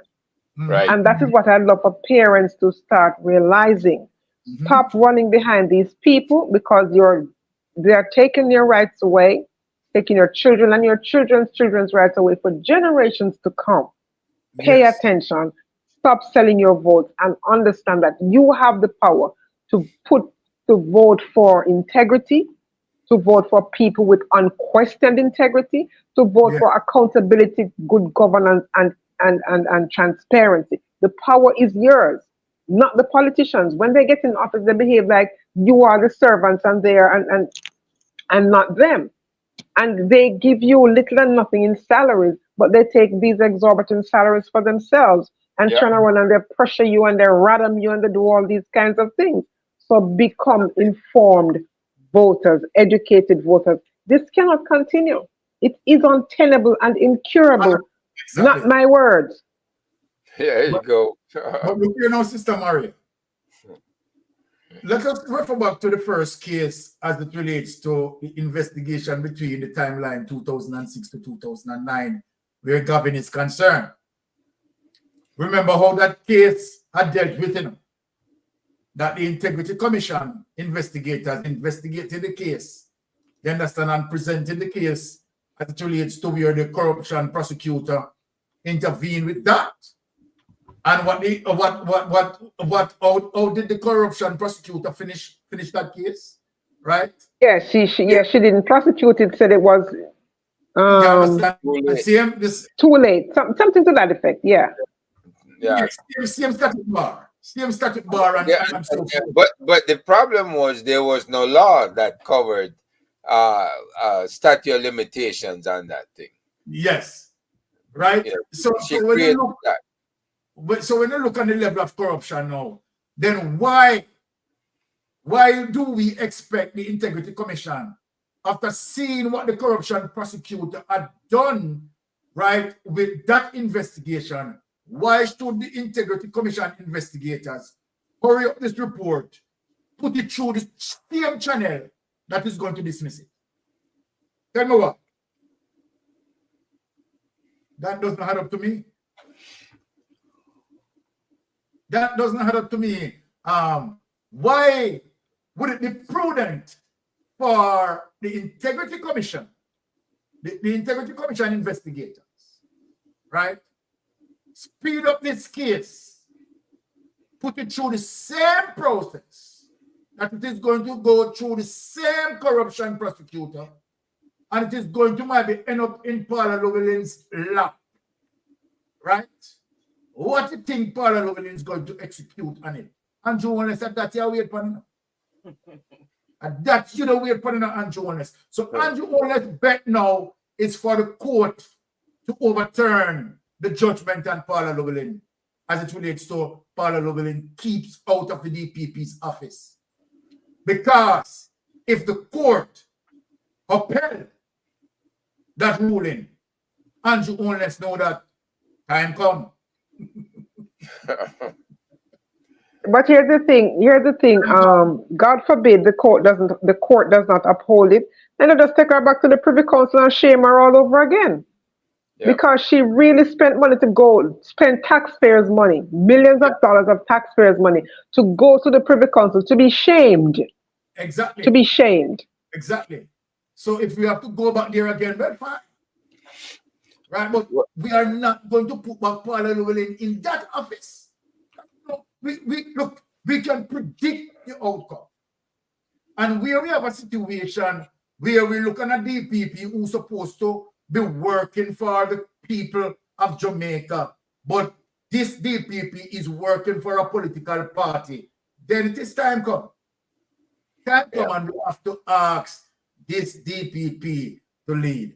So we are going to wrap up here because, we have reached the end of our program.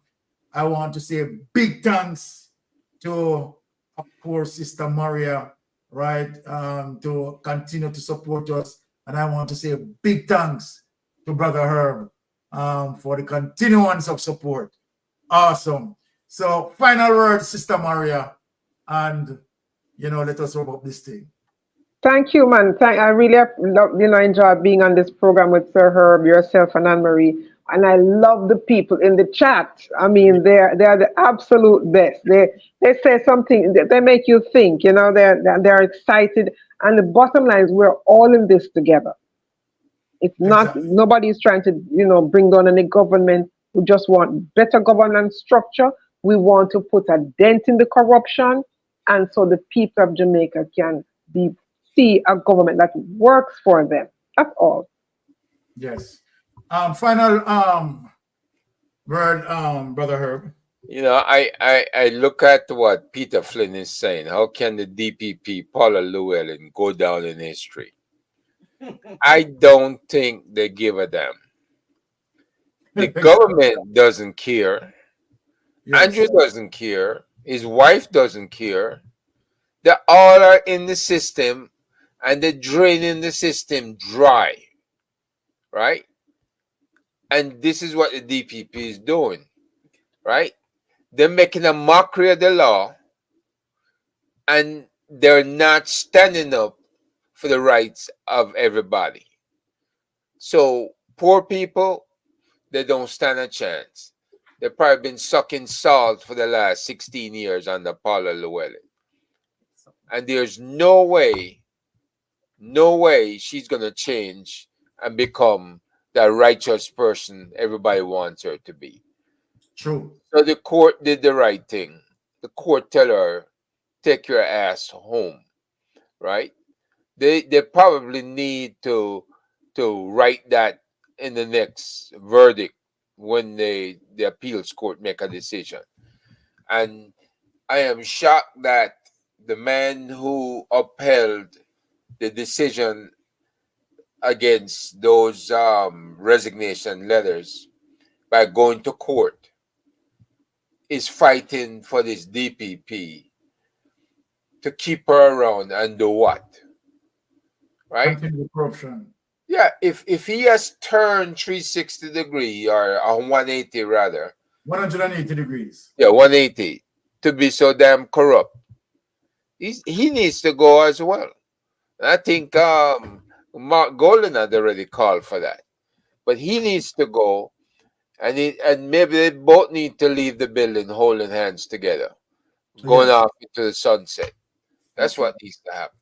All right. Well, folks, it's a pleasure. Thank you, my dynamic duo. All right. And Sister Maria. You know the deal. Okay. Things every time, Sir Herb. Yeah. Our best friends in the audience. All right. The chat is this chat is always the best. Always the best. So let me say my final piece to my Jamaican brothers and sisters, right? I want to say that when we look at a situation in terms of what we have here, right, and the person at the helm of our government, right, having a situation as it relates to a statutory declaration cannot be certified simply mean that the Prime Minister, our Prime Minister, had lied to the Integrity Commission and this inch on illicit enrichment. We have seen that the Integrity Commission, right, based on their investigation and the revelation of their investigation as it relates to 2002 to 2003, hinged on 6 members of parliament for illicit enrichment as it relates to your 2002-2003 annual report. Now we have seen that the situation escalated as it relates to the Integrity Commission annual report for 2003-2004. What we have, another 2 members of parliament now added, simply mean that we have... No, 2023, 2024. Yes, 2023, 24. Now we have 8 persons, right, as it relates to being in the parliament, right, where they have situations that it relates to their income cannot justify their assets. They have been given more than sufficient time, more than adequate time, time upon time. And as we speak today, no justification as it relates to the resurfacing or the surfacing of any documentation to justify their illicit enrichment. But these men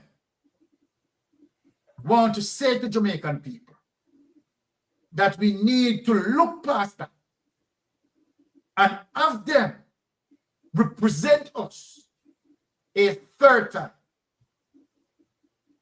We are saying it's a disgrace as it relates to the PSOJ, private sector of Jamaica, the umbrella group of churches